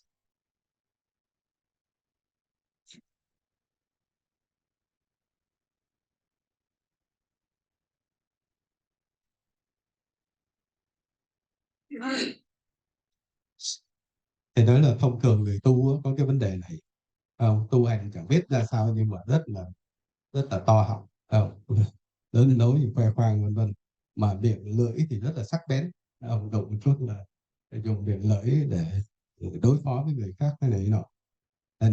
Mà thực sự đó thì nhiều khi miệng thì to họng, lời nói thì sắc bén vân đàn đá người khác, nhưng mà tu thì rất là tệ. Và pháp á, pháp tu mình thấy gì biến chuyển trong lòng mình thì thực sự là nó vô hình, nhưng mà bên ngoài người ta vẫn có thể thấy người ta tu ra sao, vân vân. Chẳng hạn qua cái hình tướng của mình, khi mình tu nó thay đổi cái sắc diện hình tướng của mình, hay là qua cái giới hạn của mình, vân vân, thì người ta cũng có thể thấy được. Mà như vậy đó, thì khi hiểu như vậy, mình cố gắng chân thành mình tu, thì mình cũng phải quán xét bản thân mình. Và cái người tu đàng hoàng họ mới có thể quán xét bản thân họ.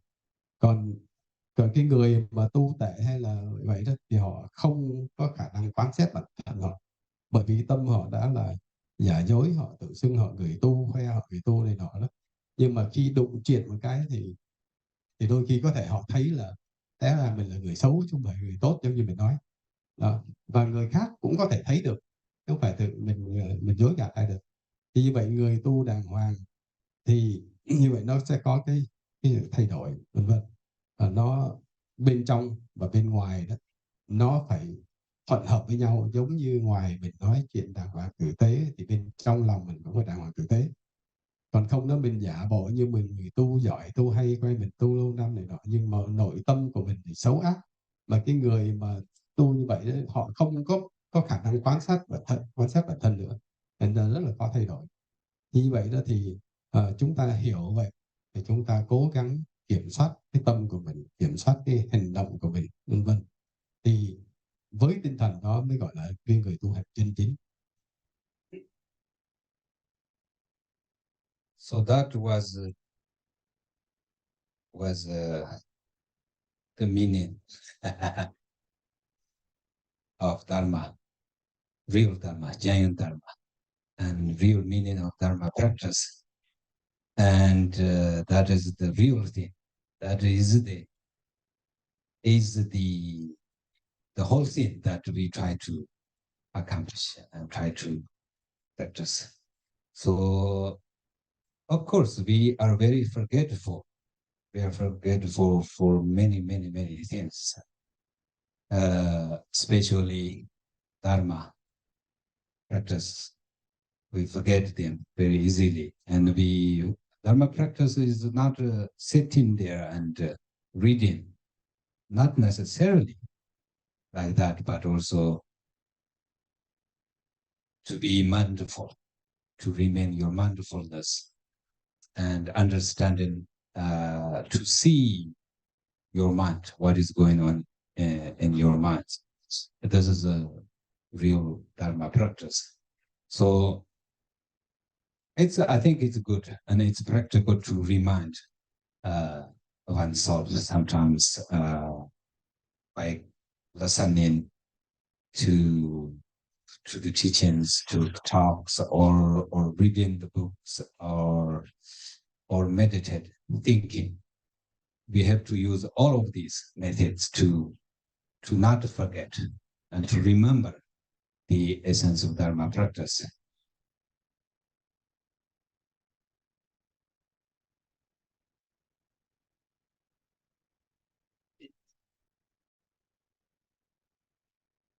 Thì đó là cái ý nghĩa thực tế và ý nghĩa chân chính của Pháp tu hay là của Pháp. Thì vậy đó là những điều mà thầy nhắc nhở, thì có thể nói đó là cái thực tế và toàn bộ những cái gì chúng ta cần biết, toàn thể gì chúng ta cần biết để tu, để khỏi có vấn đề. Và đó cũng là những cái yếu tố mà khiến chuyện này kia không có tốt, thì có thể nói là áp dụng cho toàn bộ những vấn đề mà chúng ta gặp. Thì vậy đó là thầy nói vậy mọi người đều nghe Phật pháp, đều được nhắc nhở rồi, nhưng mà bản chất con người thường hay quên, mà ngay cả những người tu cũng thường hay quên, nghe pháp rồi biết cách tu rồi cũng hay quên rồi đôi khi ứng dụng thực tế đó là cứ nghĩ tu hay là áp dụng thực tế chỉ có ngồi tụng niệm vân vân, chứ còn không có biết quán xét cái tâm mình. Và vấn đề tu là phải có khả năng quán xét được tâm mình và phải tự nhắc nhở bản thân mình. Và đó là những cái điểm quan trọng mà thầy muốn nhắc nhở các đạo hữu vân vân, là đó là những cái điều thực tế để chúng ta tu.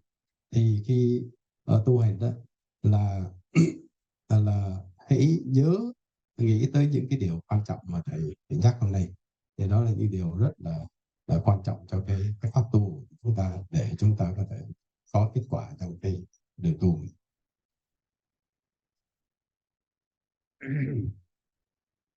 So, of course, praying, reading, everything is important. It's useful, but the main thing is the meaning behind. So, therefore,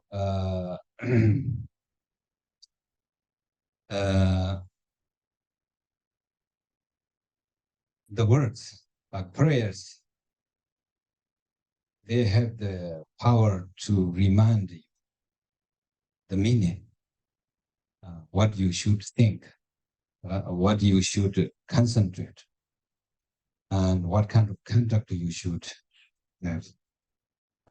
These prayers and these practices, these saranas, the use of them is to remind you.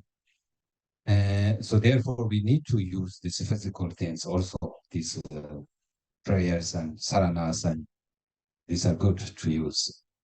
So we need to combine the meaning and the words together, to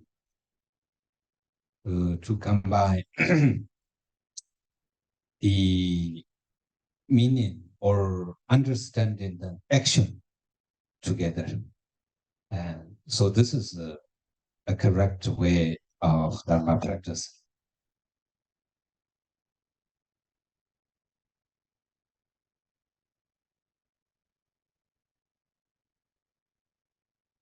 Thì đó là những cái điểm trọng yếu mà thầy vừa trình bày, tức là nhắc nhở ý nghĩa của Phật pháp và pháp tu một cách rất là thực tế. Còn những cái lời nguyện thì chúng ta thấy trong kinh sách này nọ, thì chúng ta đọc là nó có cái năng lực nhắc nhở những cái chuyện gì chúng ta nên hoặc không nên làm, nhắc nhở về cái giới hạn của chúng ta, cái gì là đúng, cái gì sai, tà hạnh hay là thiện hạnh vân vân, thì thế này. Như vậy dùng để nhắc nhở bản thân chúng ta thôi, chứ không phải thì mình phải nhớ nghĩ ý nghĩa trong đó, chứ không phải dùng những cái lời nguyện để đọc tụng suông hay tụng niệm khơi khơi. Thì như vậy, hiểu như vậy đó, là dùng những đó tu hành để nhắc nhở bản thân, nhắc nhở những cái ý nghĩa, những cái điểm quan trọng, điểm trọng yếu mà thầy vừa trình bày. Như vậy khi mà hiểu vậy đó thì khi tu á, là ngôn hành phải hợp nhất với nhau. Ngôn là những cái ngôn từ hay chữ nghĩa mình đọc, và cái hạnh của mình hay cái gì mình đọc nó phải hợp với nhau. Hay nói một cách khác là ngữ và nghĩa phải hợp với nhau. Và đôi khi mình tụng khơi khơi thôi, mình chẳng nhớ ý nghĩa gì, thì coi như là đại khái dùng chữ đời lời tiếp quốc. Thì đó là hiểu như vậy thì mình mới có thể tu một cách đúng đắn được, tức là ngôn hành hiệp nhất, ngữ nghĩa hiệp nhất với nhau. So it is said that in the teachings that the words or the prayers, they are like a walking stick, and the meaning of those words like a very old man, old person. That the old person has to stand up by the walking stick. So together only is good. If the older person cannot stand up, then the walking stick is maybe made from gold, but does not have any use, any value. So therefore, the prayers and the sutras, they have the power to remind the meaning and to understand the meaning, to raise the wisdom through the words, using the words. So therefore, we have to use these saranas and the prayers, and we have to think, and we have to meditate together.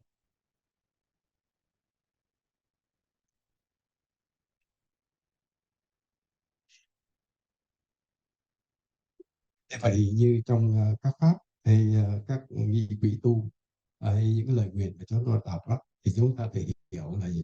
Nó giống như chiếc gậy, chiếc gậy giúp cho chúng ta chống mà chúng ta đi lại được. Như vậy nếu mà gặp chiếc gậy mà nhờ cái người và pháp cũng giống cái nghĩa này, cũng giống như một cái người già lão đi đứng khó khăn, thì khi có được cái gậy rồi đó thì phải tự mình đứng lên, chứ không phải có cái gậy xuông chẳng làm gì được. Dù cái cây gậy đó là bằng vàng đi nữa mà chúng ta không chịu đứng dậy, không chịu áp dụng tu thì cái cây gậy bằng vàng cũng vô ích. Như vậy trong những lời tụng đó nó có cái ý nghĩa đó, và ý nghĩa đó là để chúng ta áp dụng để phát triển cái trí tuệ của mình. Đó, còn thì đó là cái cách mà sử dụng nghi quỹ hay cái lời nguyện cách có ý nghĩa. Thì như thầy đã nói là ngôn và hành phải đi đôi với nhau, ngữ và nghĩa phải đi đôi với nhau, thì hiểu cái yếu tố đó phải phối hợp hai thì mới có kết quả. Thành kết thúc con có câu hỏi ngày mai nói rồi mà. What is it? So now some people request me to give loans. Có những người ở trên hậu trình áp một rồi. So the short ngondro and some prayer and a tent of great verse, Guru Yoga. Thì vậy thầy bây giờ sẽ khẩu truyền bộ ngôn ngữ ngắn và cái lời nguyện mà chắc cái quỹ chuyên nhà mà làm đấy.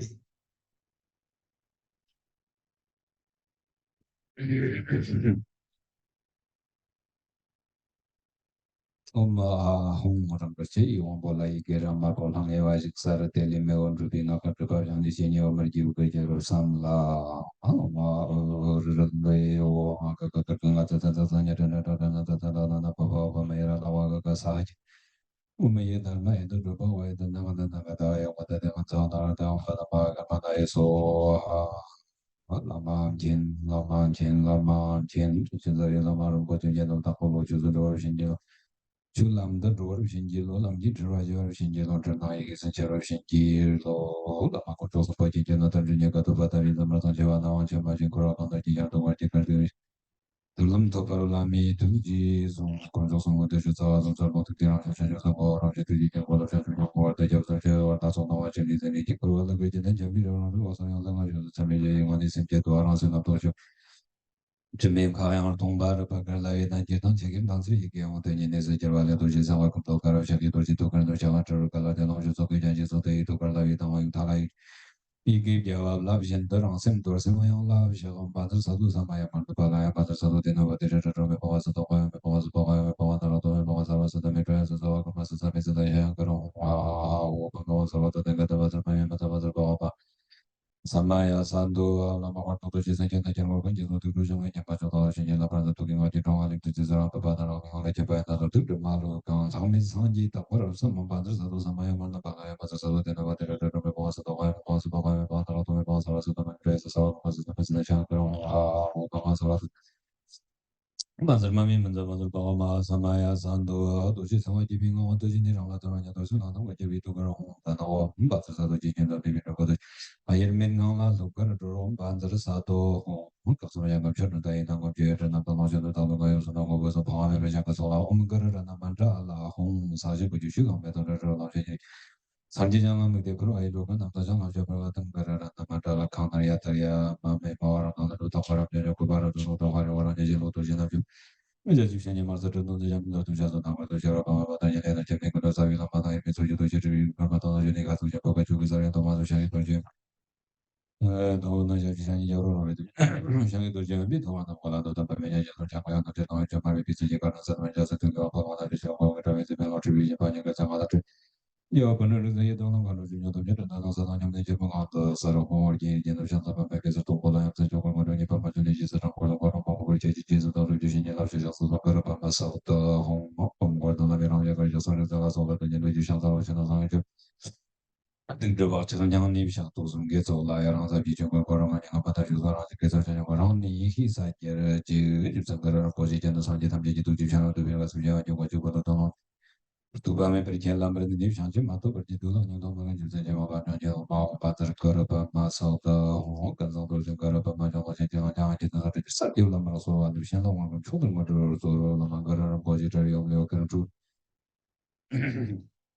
rango fiore tamba tanto di che Luciano la mangara un po' di viale o ma non guarda parte ma tanto ci sono la mangara un po' di tu che on le ho dato la magna che tamba tanto di tu Luciano tu che hai parlato hom ta da gente c'è da rango sem da yer mentre io dato di Luciano to tu le ho parlato Takna nyanga wa ye wa jing kri tu la ta ye me ngang la di ne ta za ye la ma bo ji ta ma nyanga pa me se pra ta pra ta wa ji ne yo ka ra cha pa ne ji so te ka so ta nyanga ro ta ta pa ta na me na pra ta wa ta ka ji sa lo ta ma chen chen chen zu ta ma ko ji la me chen na ju ko ji wa ka da ya dong la ma ta me ji wa la sa dang lam ji yon da ra tu ne tu ji jong ko ko ne to ga ma wan sa ma sa ti sha ro de wa ji pa ma ja ra ne so ti ja ra ji tu sa me sha ra ji de per ko na ji ta ta ka pi ta ka to la pa ji chen ma sa na jo na ko ji wo ji ne sa na ra zo yon da Tandu ko jura sim je denye tarbi mo je ko sa je ta wa ta je sa ma ko ra pe ne ka sum da na to shen je je pa pa ya na je ka ra ta wo je ta ta zhong de sa to kam jong sa yi hi do je na je ta wa do je sa wa de sim je ka ra nyam ga ke ta bi ni zhong zhen chu je shen mi chang wa de je je ji me ta ju sho pa ta shen mi zhong ma wa na wa ta to ju nya lo de jang wa ta ko pa sa ji ma je wo dong zo zo pa la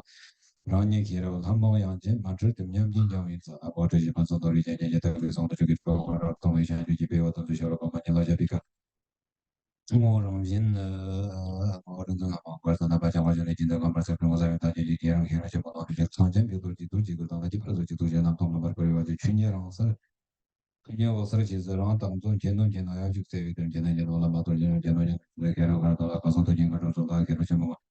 当然，这个东文就先见过嘛，个嘛这个龙个红，对吧？就会有几个叫我那边的什么红个啊嘛红当当有那什么东西，当那什么的表示什么。Stopper jembor ala la sabon jembor wala la chapter jembor ya la la nya jela mo wa ji wa tum da ye mi ma na wa sa la mar ko dak ka nyang ka me da ji la ka ten jembor ka ji zon ni ka zon da nyang ka sa to so wa to na me na pra ta wa la ka ji sa lo ta ma nya jem da wa ta ko ji la mi sha sa ji ko wa chi wa ka da ya to la ma da mi ji wa la lo ji sa na pi da u dor jen chang ga ko pa nyer to sho that's it okay oh refuge okay I muốn Dạ, thầy sẽ làm lễ quy y. this I can do. Yes. You can rest. Yeah. Yes. Sir. Không phải được không sao.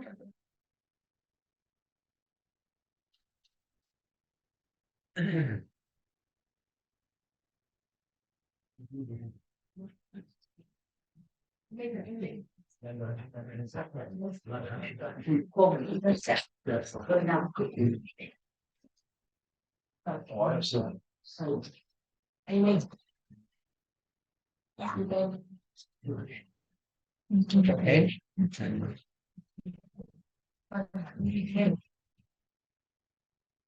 Ready? Okay. Repeat after me. Lặp lại theo lời thầy. Nam mô Gurube, Nam mô Buddhaya, Nam mô Dharmaya, Nam mô Sanghaya, Nam mô Gurube, Nam mô Buddhaya, Nam mô Dharmaya, Nam mô Sanghaya, Nam mô Gurube, Nam mô Buddhaya, Nam mô Dharmaya, Nam mô Sanghaya.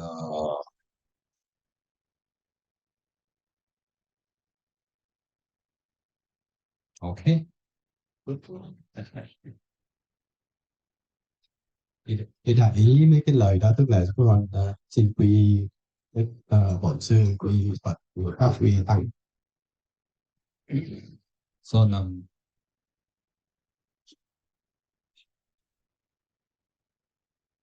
can we see the transmission? What about the people after today? If they watch that, would they please be granted by you the permission to practice?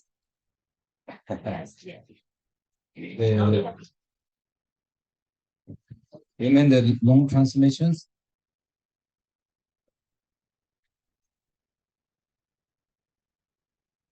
Later watch.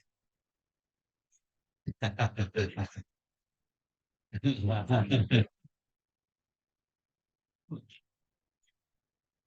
think that's the only conditions probably for many people, so maybe acceptable.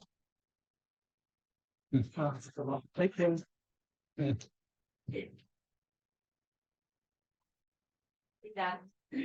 Cho nhà Bình Dương đó, từ Việt Nam. Cái câu hỏi tắt rồi.